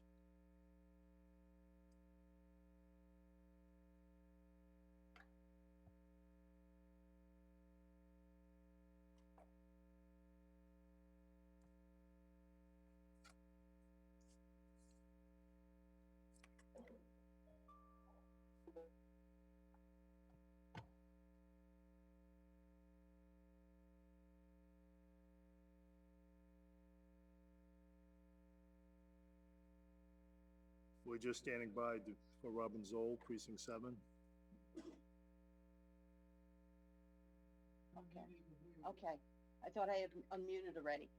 Okay, today was a special day for Southeastern. We topped off our new Performing Arts Center, which should be finished by November 1st. Dr. Grimm saw the ceremony today. But the reason why we have a Performing Arts Center is one of our shops is Visual and Performing Arts.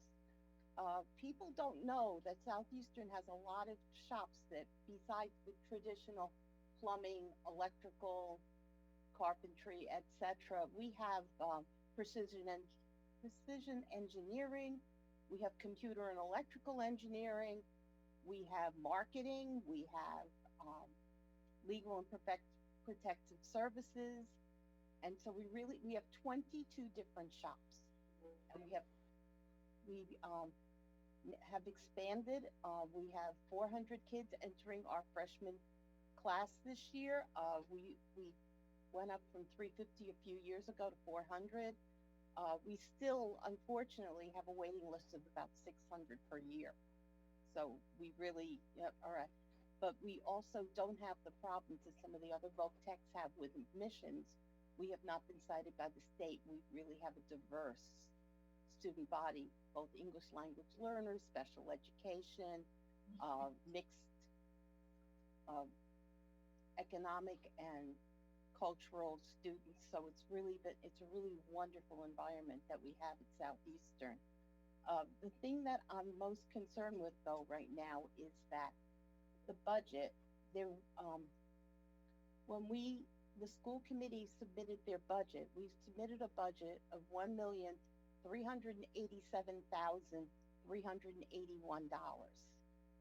That was the budget, which is at net school spending, which means it cannot be reduced. Unless, the state budget comes in much lower, that would be our budget. In the book, in your warrant book, the budget is at $1,321,117, or a difference of $66,264. Now, the reason for the difference is ESSER 2. We were told that when the governor put out his budget in February, he had the regional schools give back 75% of the ESSER 2 money back to the communities. The House so far, with their budget, has changed it. They said because we've not only had ESSER 2, but now ESSER 3, that was not necessary for us to return the money to the communities. Obviously, if a budget passes and they say we have to return the money, we're more than happy to do it. But right now, the budget should be that $1,387,381. So I just wanted to let you know about the problem. I don't know how it's going to be resolved, but by the end of the year, we probably will get the entire amount because we cannot lower our budget. We're at net school spending. But I hope you support Southeastern. Next year, when we have an open house, please come and visit. It's really much more than most people think of Vote Tech. Thank you. Very much, Robin Zoll. Dr. Grimm, did you have a comment? Yeah, very quickly. And yeah, Ms. Zoll, that was great today. Very exciting, and the good parts of my job. But yes, we have discussed this. Ms. Zoll had given a very good accounting of this and the reasons why.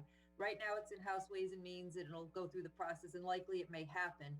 I believe, and town council can confirm this, I believe that we can adjust this in the fall, just like we do any other change in the state budget.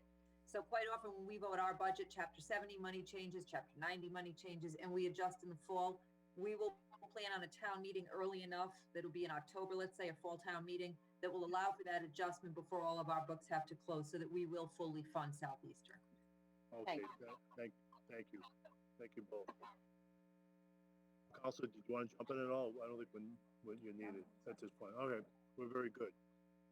All right, thank you. At this point in time, this is our budget, Article 16. Let me just go over the way the moderator wants to handle this budget. Same as we're in person, if we're doing this in person, and the same as we did it last June during our first annual town meeting, the first time we did it on the virtual town meeting using Zoom. So this is how we're going to conduct the go through the operating budget. Let me just say, Bill Rowe, our town accountant, will read the budget. He will give you the page number, the department number, and the department name and amount. If any town meeting rep would like to question or debate that particular department, please type in the Q&A your name, department number, or if it's easier to type in the department number or name, whichever you prefer, in the word hold, H-O-L-D. Put the word hold, if you can, in capital letters. I do have Stephen Cavey, Mark Zamanian, Stephanie Carrara monitoring the screen from the number of holds. This is done for fairness and validation in order to be completely transparent. So we're going to go through the department one line at a time, one department at a time. Bill Rowe, the town accountant, will pause, provide you with the name, department number, and the amount. And then I just want you to, if you have a question or comment on that budget, or if you want to debate that budget, just type in your name, department name or number, and the word hold, H-O-L-D. We're going to go through each department, through the whole budget, one at a time, very slowly. And then at the end of the whole process, we will come back to all the holds. And at the end of the process, Bill Rowe will be done. We will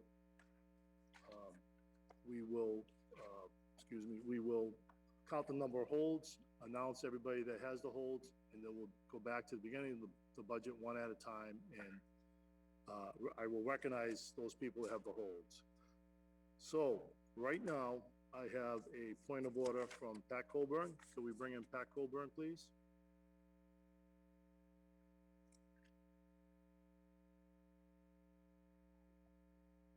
Thank you. Pat Colburn, Precinct 4. Sure. The point of order I have is I don't see in the budget anywhere a chart of the new positions. So I can't know what departments I want to put a hold on in case there are new positions if they weren't provided to us. So is there a list?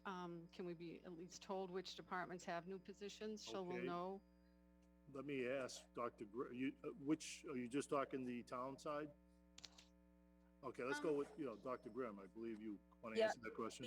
The only straight out new position is a part-time position in IT. That's our communications person. We have someone on that we were able to hire under the current salaries, but it officially is a position we would like to put in the budget as a part-time position. The facilities manager position, the associate superintendent position, is a new title, but it is not an additional position. It is a promotion from facilities manager to associate superintendent. I believe those are the only new ones. And what departments are they in, Dr. Grimm? That was the DPW, the associate superintendent, because we moved facilities under DPW, but it is not an additional position. It is similar to some restructures. It's a promotion in title. And then the same as the superintendent of water sewer was actually an assistant superintendent, and he's now titled superintendent of water sewer. So there have been some title changes. The only actual new position added is a part-time communications person. Pat, does that answer your question? It does, thank you. Thank you, Pat Colburn. Mark Zemanian, do you have a point of order or clarification that you want to make at this point before we move on? Thank you, Mr. Moderator. Through you to the town manager, and I'll be honest, Robin, I'm not positive I have the information right, but I believe during your presentation, I heard that you shifted the $5,000 that was set aside from energy and sustainability for a consultant to the DPW. Is that correct, or did I mishear that? It was under facilities last year, and because all of facilities moved to DPW, it went with it. Okay, thank you so much. It did. Thank you, Mr. Mark.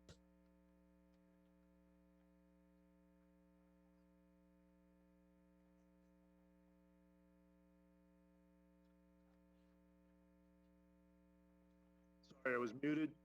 Rowe, Town Accountant.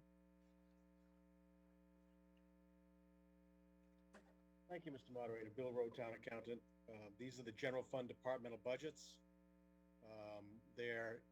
If you go into your books, there should be a tab that says Budget tab, and there are some separately numbered pages within that tab for the budget, and we're starting on page 11. I'll give you a couple of moments to get there. Bill. Just a moment. Let everybody get there. Just take a few seconds, and everybody turn to that page. Now, Bill, what if someone has the 11 by 17 budgets? Is that also have page numbers to line up? I haven't viewed those, Mr. Moderator. I'm not sure about the page numbers. It should be the same, I think. It's the I same. got one right here. We're gonna have someone just check it. I just don't want to have problems along the line. Just give us a moment to check.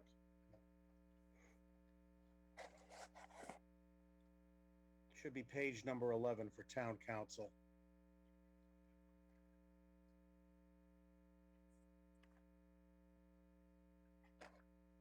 Moderator, I have the large budget copy. Page 11 is the town council.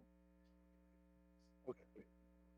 Once you confirming that, and the town clerk confirming that on 11 by 17. Okay, nice and slow.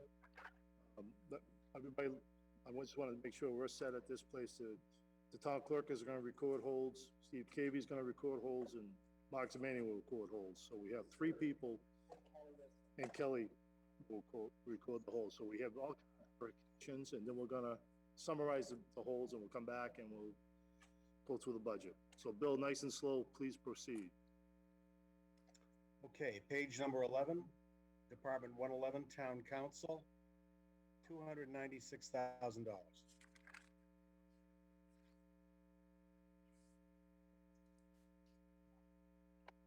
Bye for a moment. Okay, let's proceed. Page 12, Department 114, Moderator, $3,000. Stand by.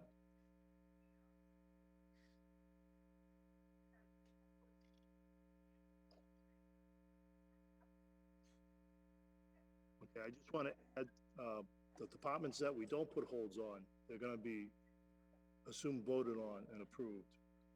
I mean, at least that, we're not gonna go back and open them up again, let's put it that way. We'll go back and vote the whole budget. But I don't wanna open up the departments that we don't have holds on. Okay, go ahead. Page 13, Department 122, Select Board, $17,830. All right, stand by.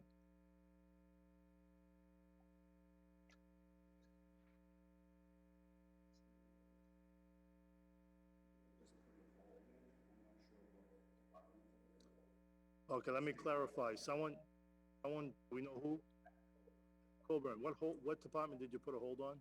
Just for clarification, can we bring in Pat Colburn?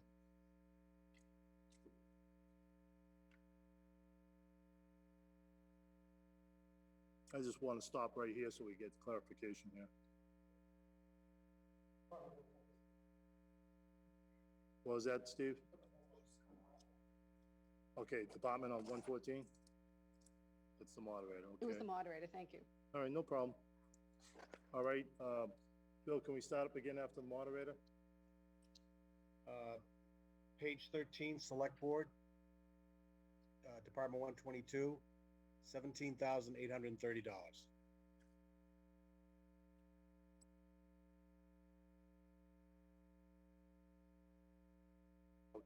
Go ahead, please. Pages 14 and 15, Department 123, Town Manager, $430,052.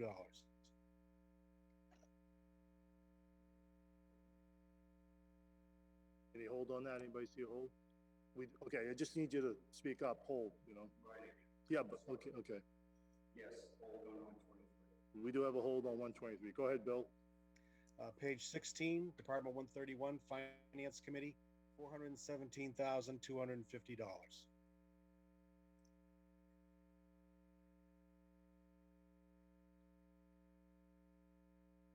Anybody see anything? Repeat that number, please. Bill, can you- $417,250. You okay, George? That's the, I'm sorry, I was on the wrong page. 417,250 is correct. Okay, thanks. Okay. Bill, go ahead, next department. Page 17, Department 135, Town Accountant, $328,971.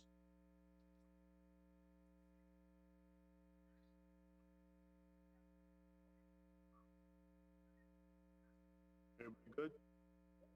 Okay, please proceed, Bill.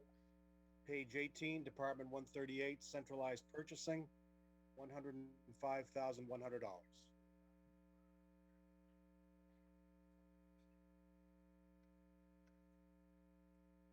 Everybody good? Okay, please proceed. Page 19, Department 141, Board of Assessors, $345,998.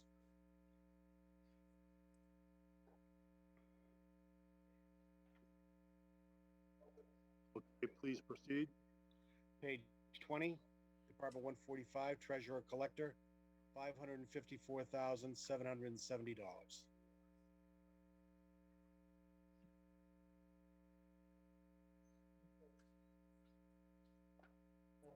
Okay, please proceed. Page 21, Department 152, Human Resources, $159,573.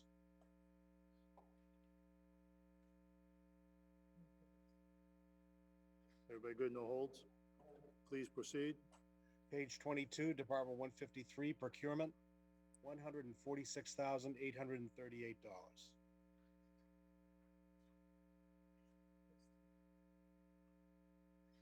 Hold on a second, Bill.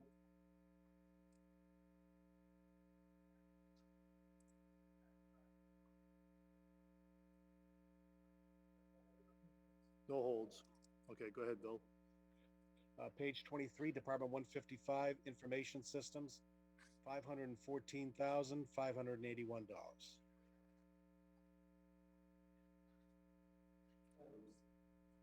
You have a hold? Okay, we have a hold. Information Systems, yes.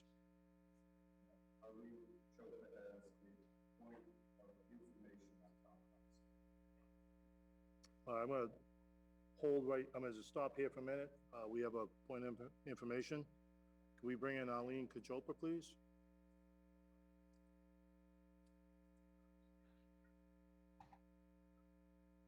And Arlene Kachopa, when you come in, please state your name and precinct number and your point of information.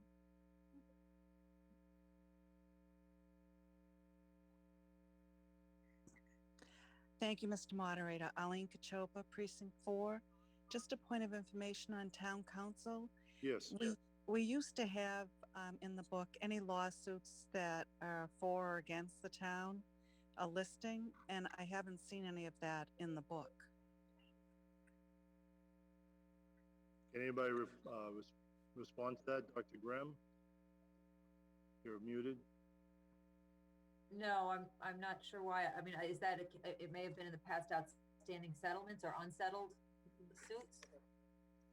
Any suits that were ongoing, either against the town or the town had against other people, that'd just be a summary of what it was.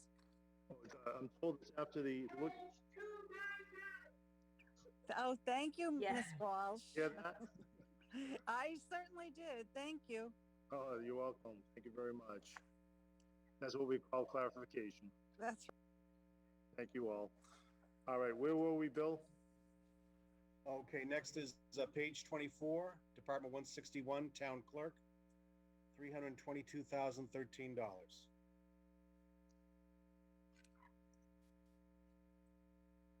Anybody say anything? Okay, proceed, Bill. Page 25, Department 175, Planning Board, $126,754.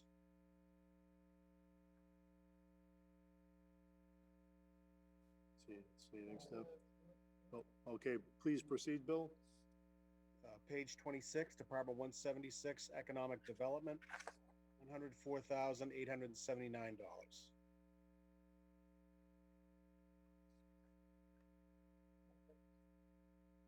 We good? We have another, no holds? Okay, please proceed. Okay, pages 27 and 28, Department 210, Police, $7,414,392. Okay, we have a hold. Okay, please proceed. Page 29, Department 213, Crossing Guards, $118,047.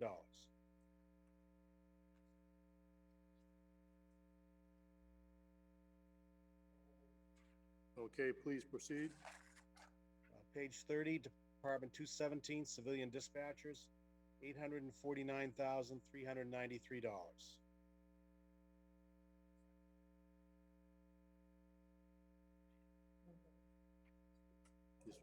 Okay, that's too good. Okay, please proceed. Pages 31 and 32, Department 220, Fire, $6,912,691.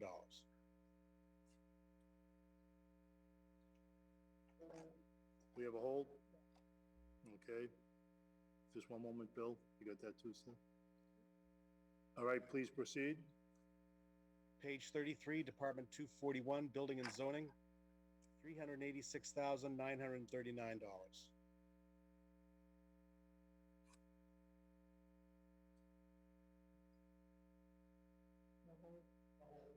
Okay, we're all set. Please proceed. Page 34, Department 292, Animal Control, $65,985.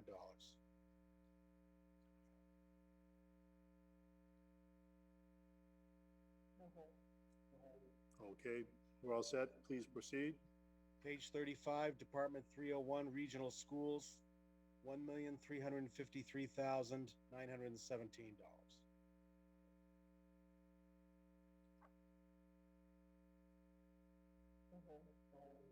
Okay, please proceed. Page 36, Department 411, Development Services Engineering, $609,210.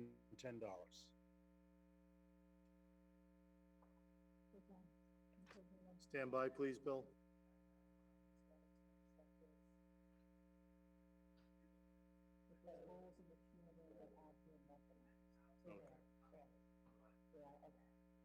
Okay, any hold on. Bill, can you repeat the department you just said?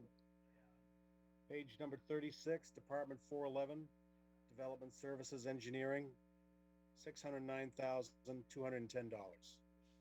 There's a hold. Okay. Thank you, Bill. Please proceed. Pages 37 and 38, Department 421, DPW General and Highway Administration, $1,112,242. There's a hold.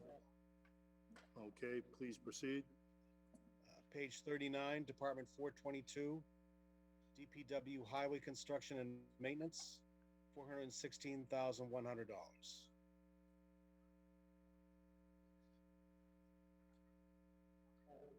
We have a hold. Please proceed. Page 40, Department 159, Facilities, $925,193.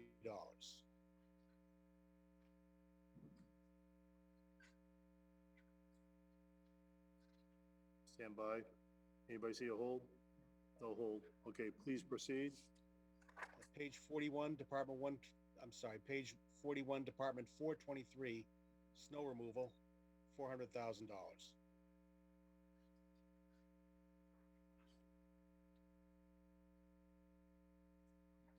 Anybody see a hold?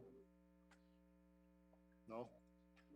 Okay, thank you. Please proceed, Bill. Page 42, Department 424, street lighting. Oh, stand by, Bill. Hang on.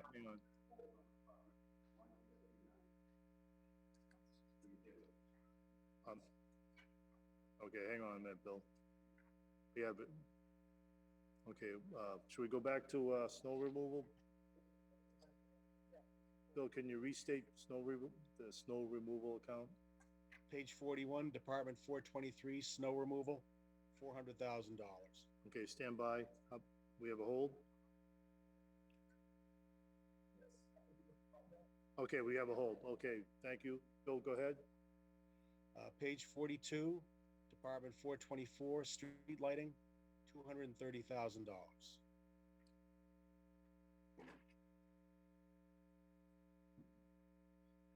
Anybody see a hold? Okay, no hold. Please move on. Page 43, Department 426, fleet maintenance, $501,250. Have a hold. All right, please move on. Pages 44 and 45, Department 433, waste disposal and sanitation, $2,098,771. We have a hold. Okay, thanks, Bill. Move on. Page 46, Department 505, Human Services, $12,007.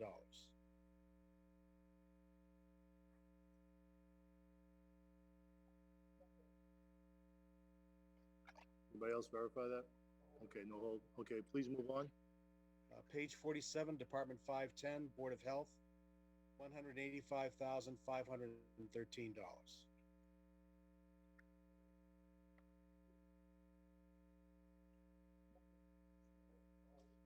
No hold. Okay, please move on.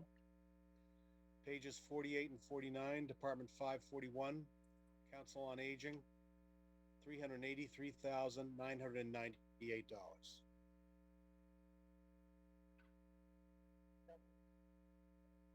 No hold. Please move on. Page 51, Department 543, Veteran Services, $477,668.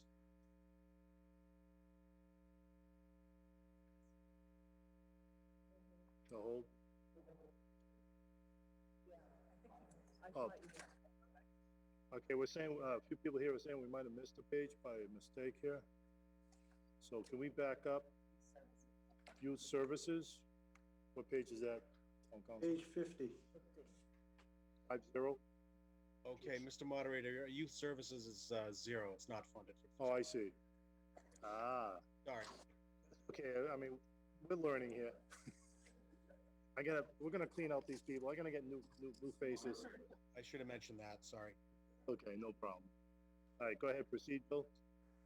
Okay, page 52, Department 544, Substance Abuse and Prevention, $101,733.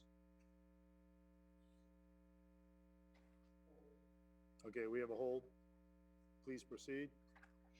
Page 53, Department 610, Library, $1,100,770.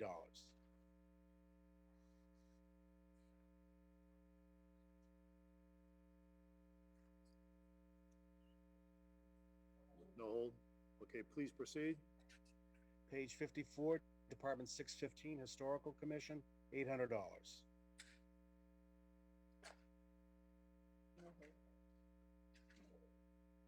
All right, no hold. Please proceed.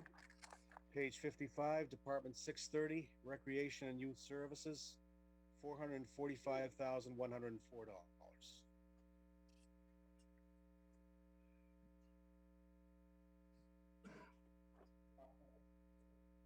What was that, Steve? Hold. Okay, stand by, please. I thought page 52 was that one. Did he put a department number or name next to his name? No. All right, stand by, Bill. Can we bring in Robert Cohn, please? We just need clarification what department he's holding. He's asking for a hold on. He didn't put a department number next to it or name. Yeah. Does he? I thought it was the substance. What was the last department he got? Just wanna, before we go on.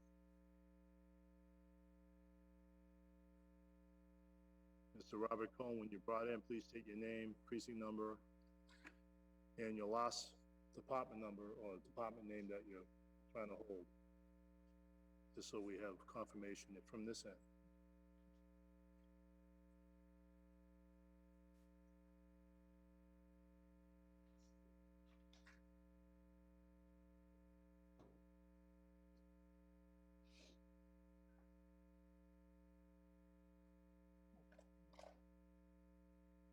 We're just waiting for Robert Cohn to be brought in.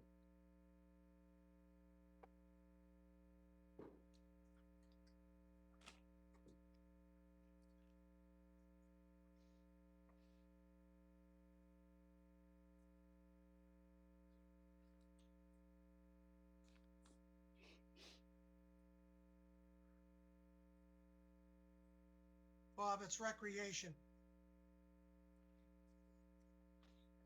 Recreation. Yes. Thank you, Bob. Thank you so much. No problem. That's department number, Recreation and Youth Services, 630. There's a hold on 630. What page is that? That was on page 55. We good on that, the team here? Okay. Bill, can you proceed from page 55, so page 56? Page 56, Department 650, Parks, $347,991.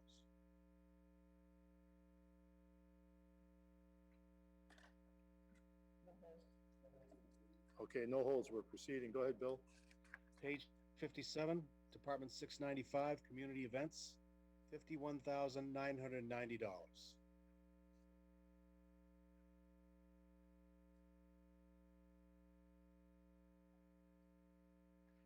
Hold. Okay, no holds. Go ahead, Bill. Page 58, Department 710, Retirement of Debt, $7,886,439.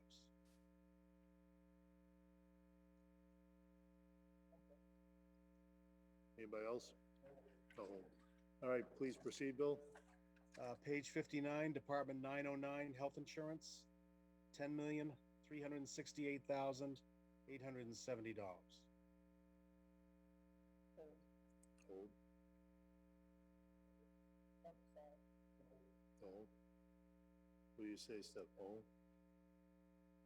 Okay. We don't have a hold. Okay. No hold? Okay, we don't see a hold. Go ahead, Bill. Page 60, Department 910, Townwide Insurance, $1,905,000.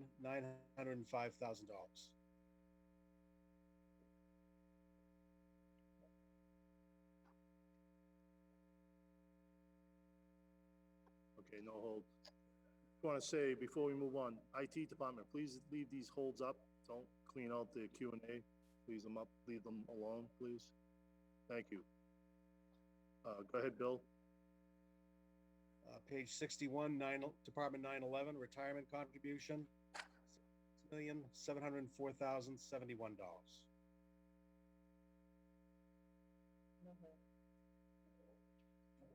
Okay, no hold, please proceed. Page 62, Department 913, Unemployment Compensation, $50,000. We have a hold. Please proceed.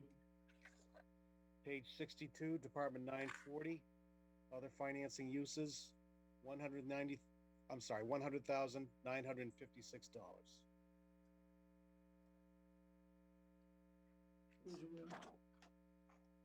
Anybody see a hold or anything? No hold? Okay, please proceed. Page 74, Department 300, Stoughton Public Schools, $50,938,840.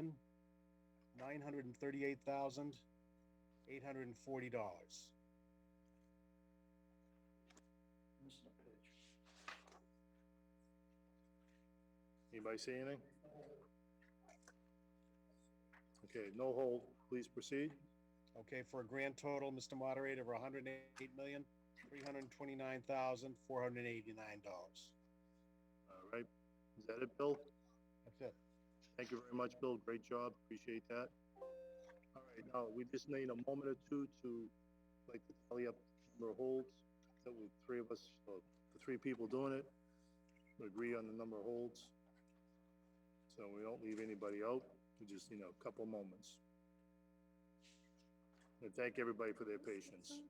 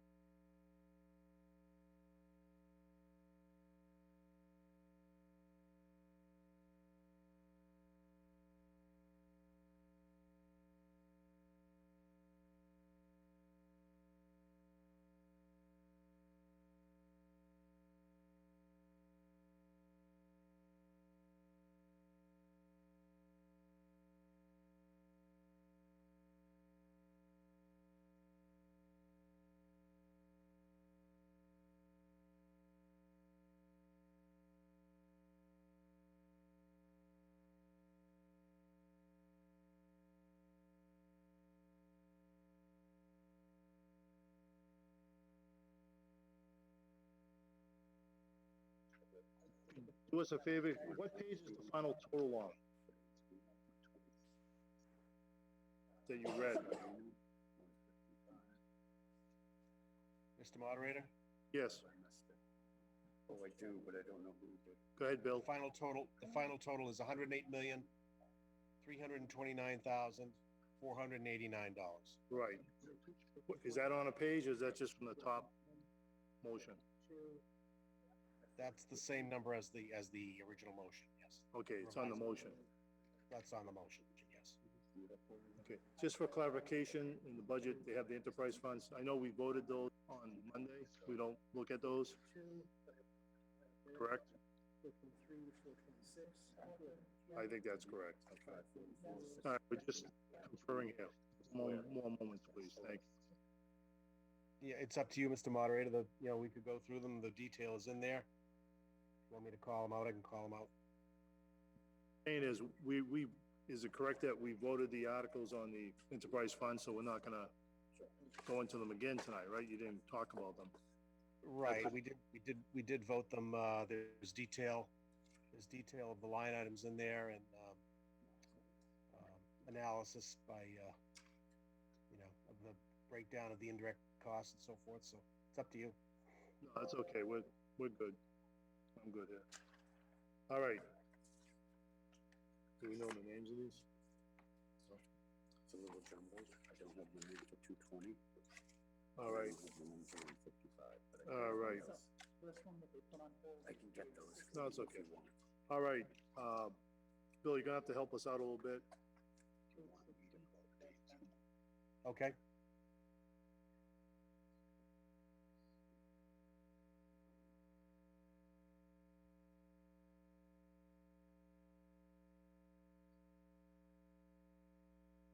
All right, thanks, Bill. First hold we have is department number 114. And what page is that, Bill, so we can ask everybody to turn to that?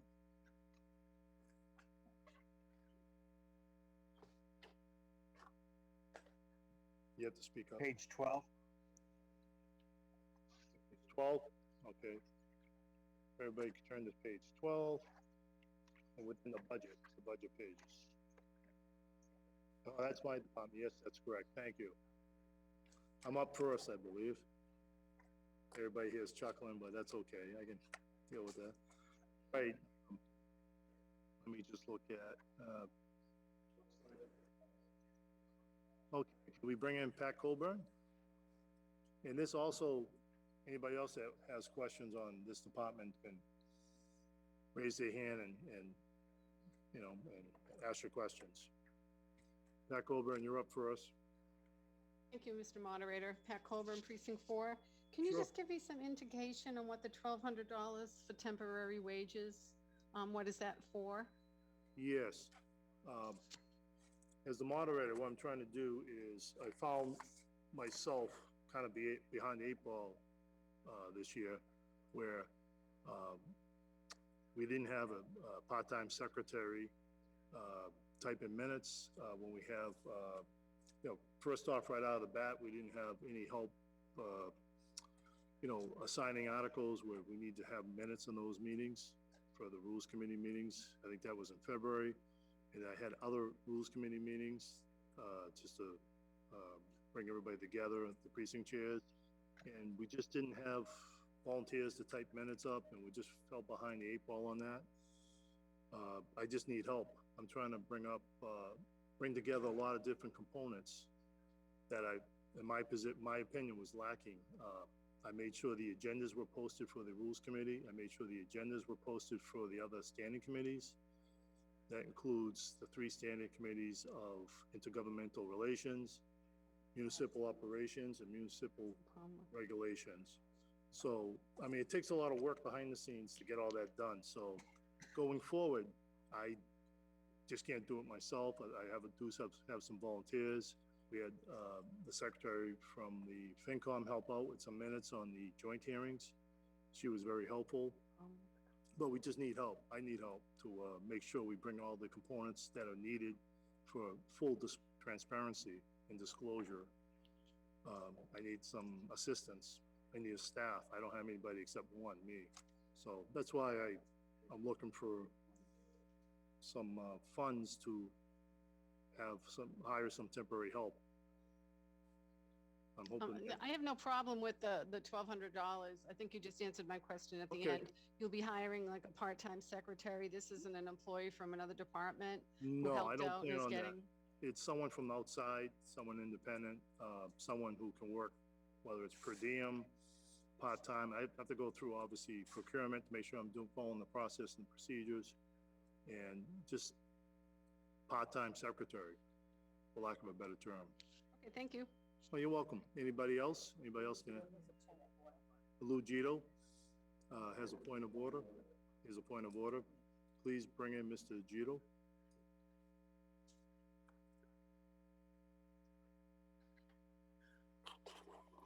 Mr. Moderator, Yes, sir.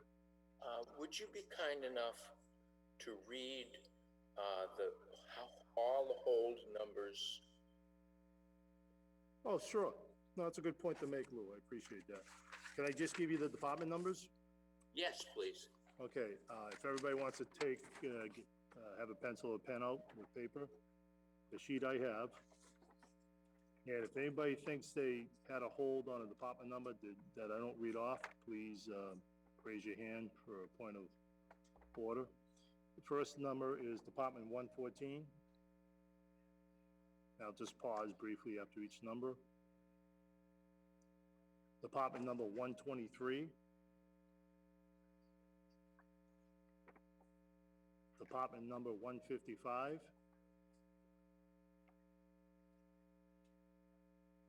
Department number 159.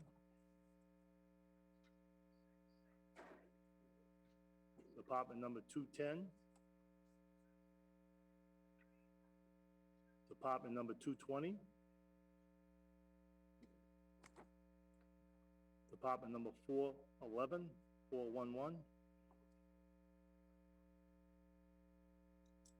Department number 421. Department number 422. Department number 423. Department number 426.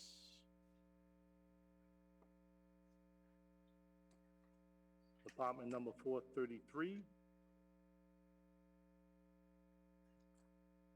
Department number 544. Department number 630. And the last one is department number 913, that's 913.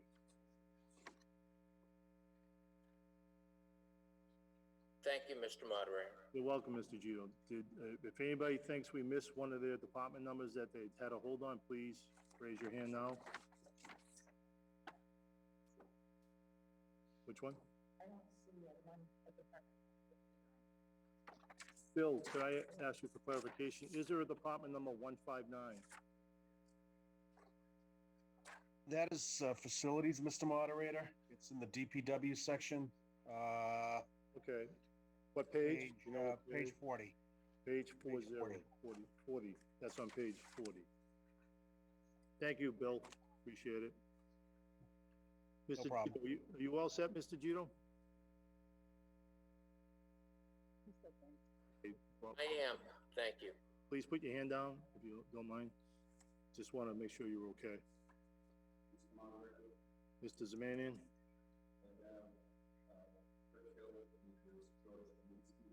He's muted. Who's muted? Oh, Zamanian. Oh, no, he's calling me. Rick Hill? Can I bring in Rick Hill? No, we're on Department 114. I don't know if this is a point of order or we're discussing Department 114 now. Hello, Mr. Moderator, and thank you, Rick Hill, Precinct 2. Yes, go ahead, sir. I just had my hand up for a while prior to the start of the budget review. Okay, no problem. Because we spent a lot of time at the FinCom and, you know, the town manager has had virtual meetings, et cetera. I think that we discussed the budget a lot, and I was going to propose a motion, too late to do now, that we just have an up and down vote on the budget instead of department by department. But anyways, that's why I had my hand up, and I think it's kind of a moot point at this point. Okay. Thank you very much for your comments, sir. Let me just clarify again. Okay, Judge, I will get to you in one moment. I just want everybody, when we open up these departments for discussion, anybody that, even though one person might have put a hold on the department number, anybody, every town meeting rep can, you know, raise their hand to speak on that particular department that's open out for discussion as we move forward.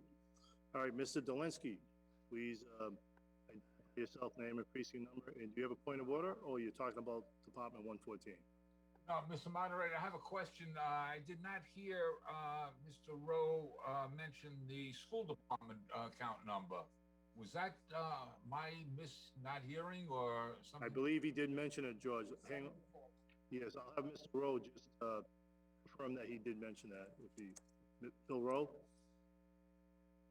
Yes, Mr. Moderator, page, it's on page 74, Department 300, Stoughton Public Schools, $50,938,840. Right. I wasn't sure if that was mentioned earlier or not. It was. I remember hearing it. I'll confirm that, George. Okay. Yeah, we have other confirmations here. It was, Giorgio. All right, thank you. Okay, next up, Margaret Stewart. Can we bring in Margaret, please?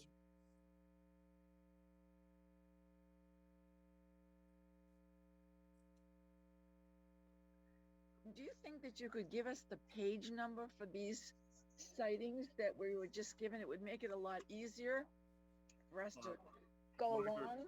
Sure, Margaret, as we discuss each department number, we'll refer the page number to it.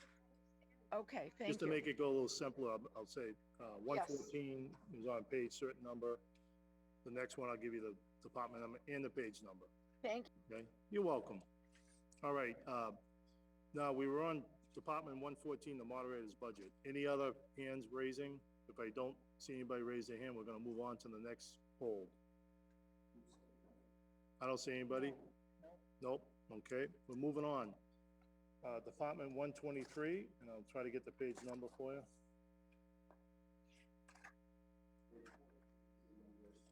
On page 14.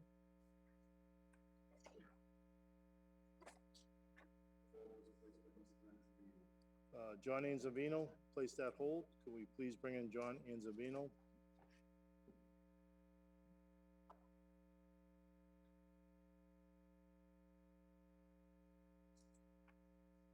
That was Department 123, Town Manager's Department.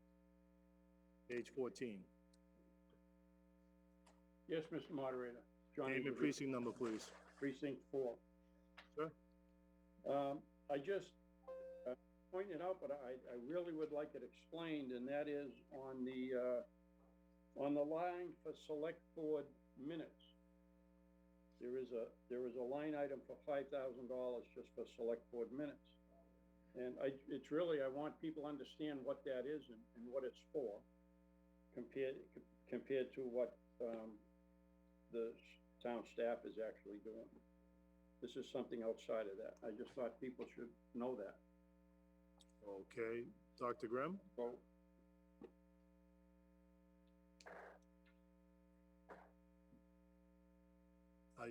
you're muted, Dr. Grimm.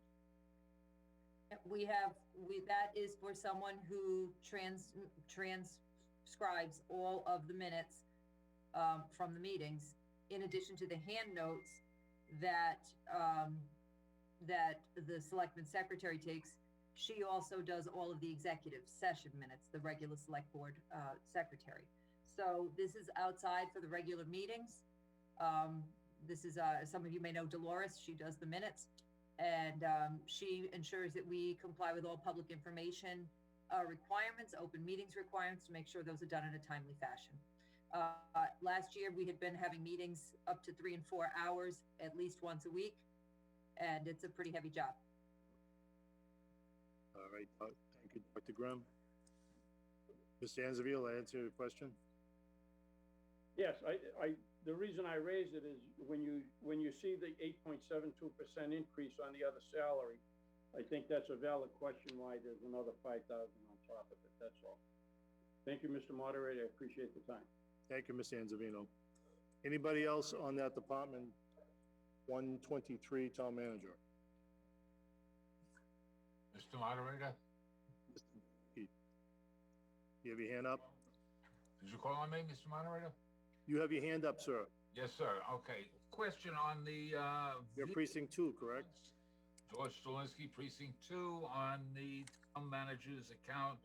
The vehicle allowance number has gone up exponentially, 16.67%, $4,200. What is that for? So when I was hired, I did not get a town vehicle. Most town managers get a vehicle or a significant stipend. I drive my car, my own vehicle, around town to events, extra trips into town or whatnot. Part of my contract when I got hired was a $250 stipend in lieu of taking a car. The town of Stoughton typically has given its town manager a car. I do not take a car, nor do I use town gas, nor do I put in for mileage reimbursement. So what happened was the $250, when we started to look at the contract, my extension, I was asked to produce comparables of other town managers for salaries and for allowances. And it was determined that what I was getting for car allowance was significantly lower than what other town managers were getting. And in many cases, they were actually getting a car and gasoline. So that's an adjustment that was part of my agreement, which was discussed and then publicly voted. So basically, the allowances, you're using the car primarily for going around town for various events, not for transporting, you're not putting in for going home and everything else.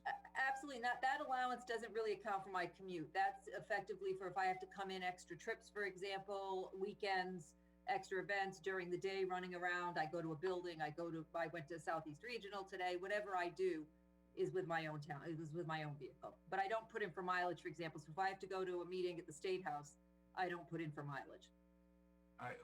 Do we have any extra town vehicles, former police cars or anything that could be used as a motor pool that a town employee or the town manager or any other town official could use rather than using their own vehicles? We are requiring that people do typically use fleet vehicles. It's a little challenging for me because a lot of times as a town manager, I'm coming in from home. I don't take a take-home vehicle like a police chief or the fire chief or the DPW director. Most people who are on call to have to come back get a take-home vehicle. I do not. As far as regular day-to-day travel, most people who do day-to-day travel are using pool vehicles, and you'll see we're actually looking to purchase one more. We cannot use retired police vehicles anymore because we're a green community and we are not allowed to drop those vehicles down into the fleet. We have to turn them back in. That's a shame. Well, all right, thank you. You okay, Mr. Delansky? You good? I'm fine. Gonna move on. Joe Scardino, can we bring in Mr. Joe Scardino?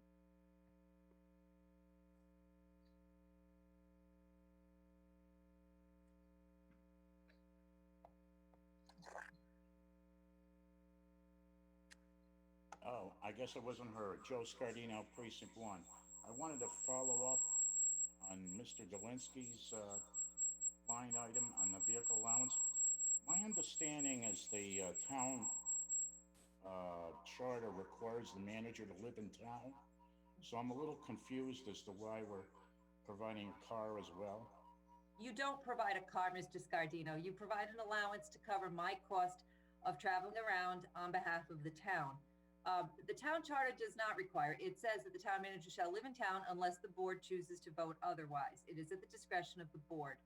And the board, when I was hired, voted to waive that, and that was written into my agreement. Thank you. I want to move to the next item. Tuition reimbursement, who does that relate to? That is collective bargaining. I have to keep that in there for any employees. I have an employee that is in the Stoughton Professional Association, and that is required that I keep that in because it is a contractual benefit. It doesn't always get used, but it is required that I have it available. So who uses it? Well, it would be available to a SPAER employee. The executive assistant to the town manager is a member of SPAER, so I have to at least provide for that if she were to take advantage of that. So this only relates to union activity? That particular one, tuition reimbursement, would only be related to her. There would be nobody else that we would be approving anything like that for. And how was this item derived? I don't know what you mean. Are there some sort of meetings based on prior meetings that this is based on, or how did this figure get derived? That's based on what's allowable per the SPAEA contract. Thank you. You all set, Mr. Scardino? I am, thank you. Thank you very much. Pat Colburn, can we bring in Pat Colburn? Followed by Carmel Drews. First, Pat Colburn.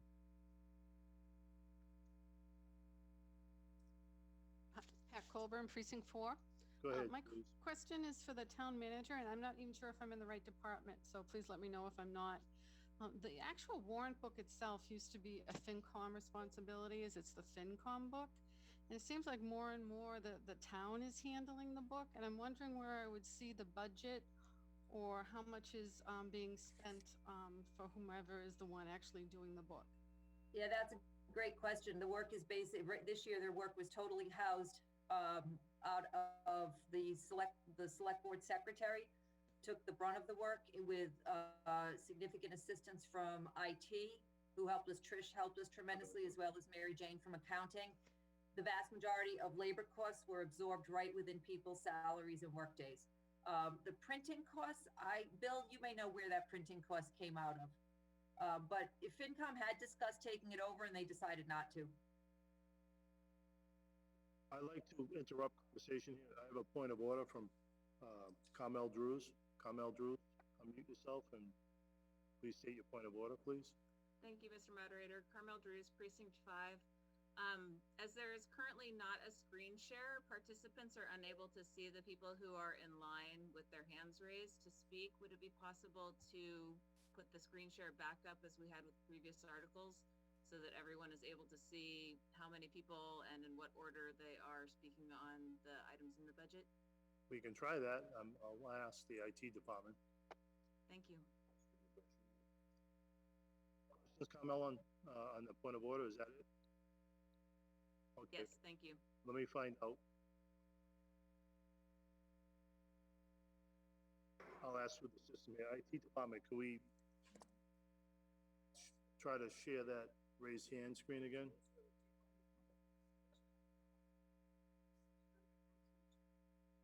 Okay. There we go. Yeah, we put up Article 15. Maybe we can change that to Article 16. We need a presentation on the screen to show that we are. That should satisfy everybody. Thank you very much. Welcome. Roll, does he have a point of order or just a question? Okay, Bill Roll, you're up next.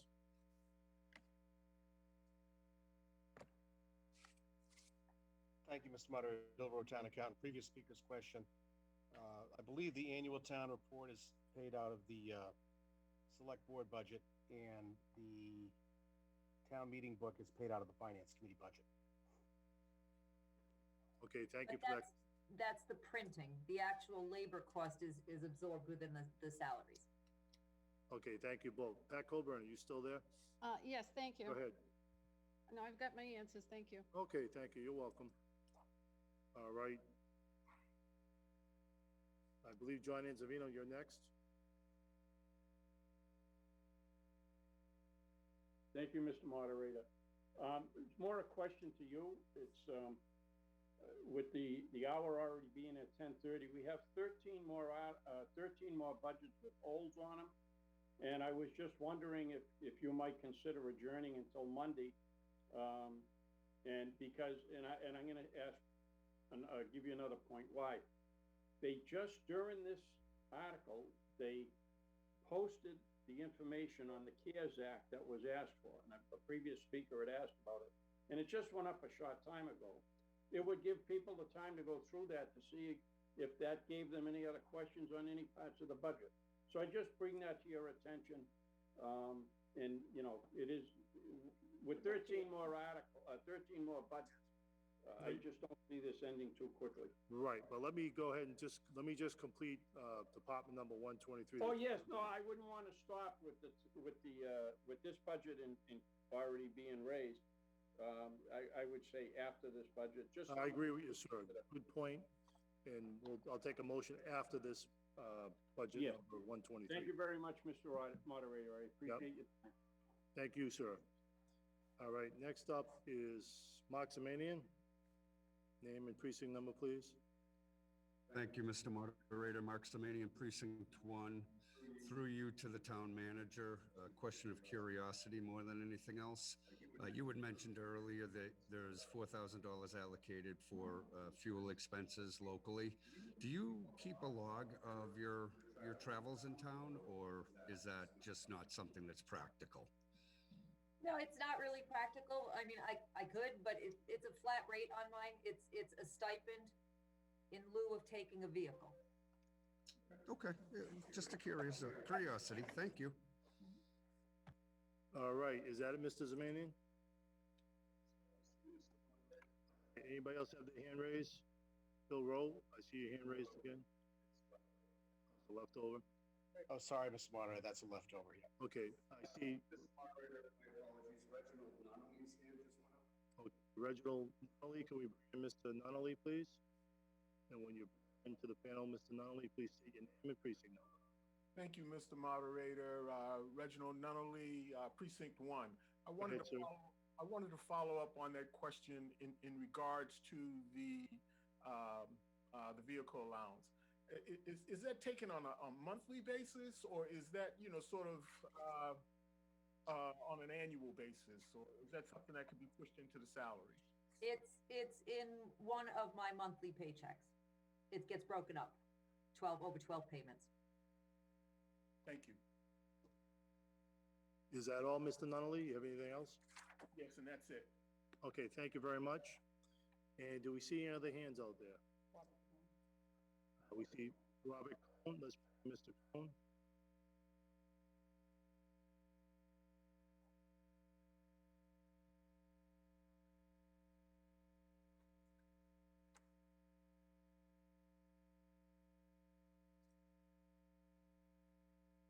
And once Mr. Cohen is brought in, can we have you state your name and precinct number, Mr. Cohen?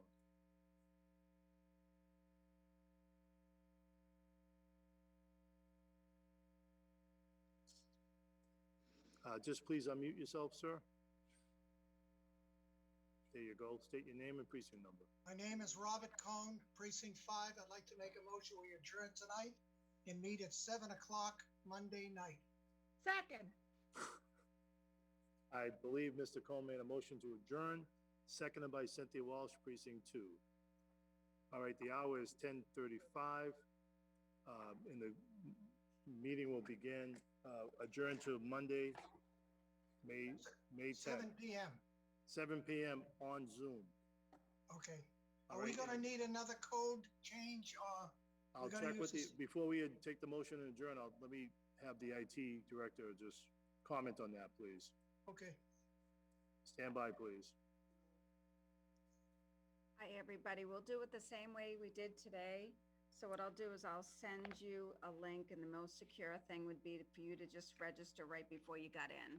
Okay. But once again, I'd like to open it up to, 45 minutes early. So anybody that has been experiencing technical difficulties, please come early and we'll work out all the problems. Thank you. Thank you, Trish, Stropshire IT Director. Appreciate that. All right, so we have a motion on the floor. We're gonna do this by raised hand to make it very easy and quick. All those in favor of the motion to adjourn till Monday, May 10th at 7 p.m. on Zoom, raise your hand, please.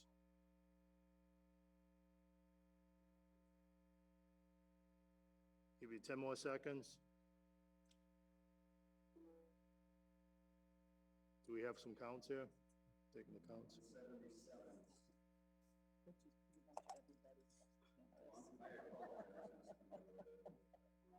Yeah. How many? With the, one away.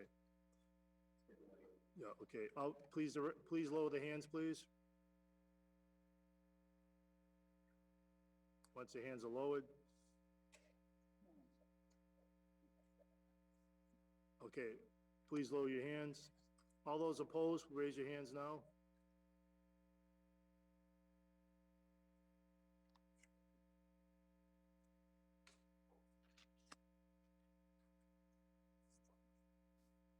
Can we take a count?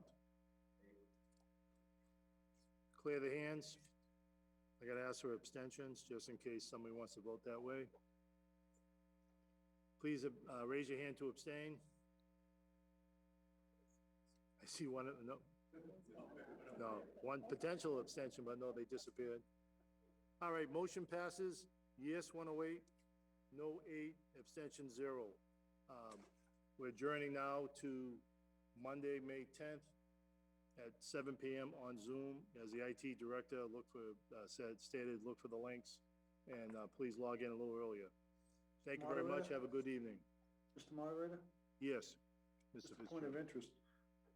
Are we all through with 123? Because you never went forward with it.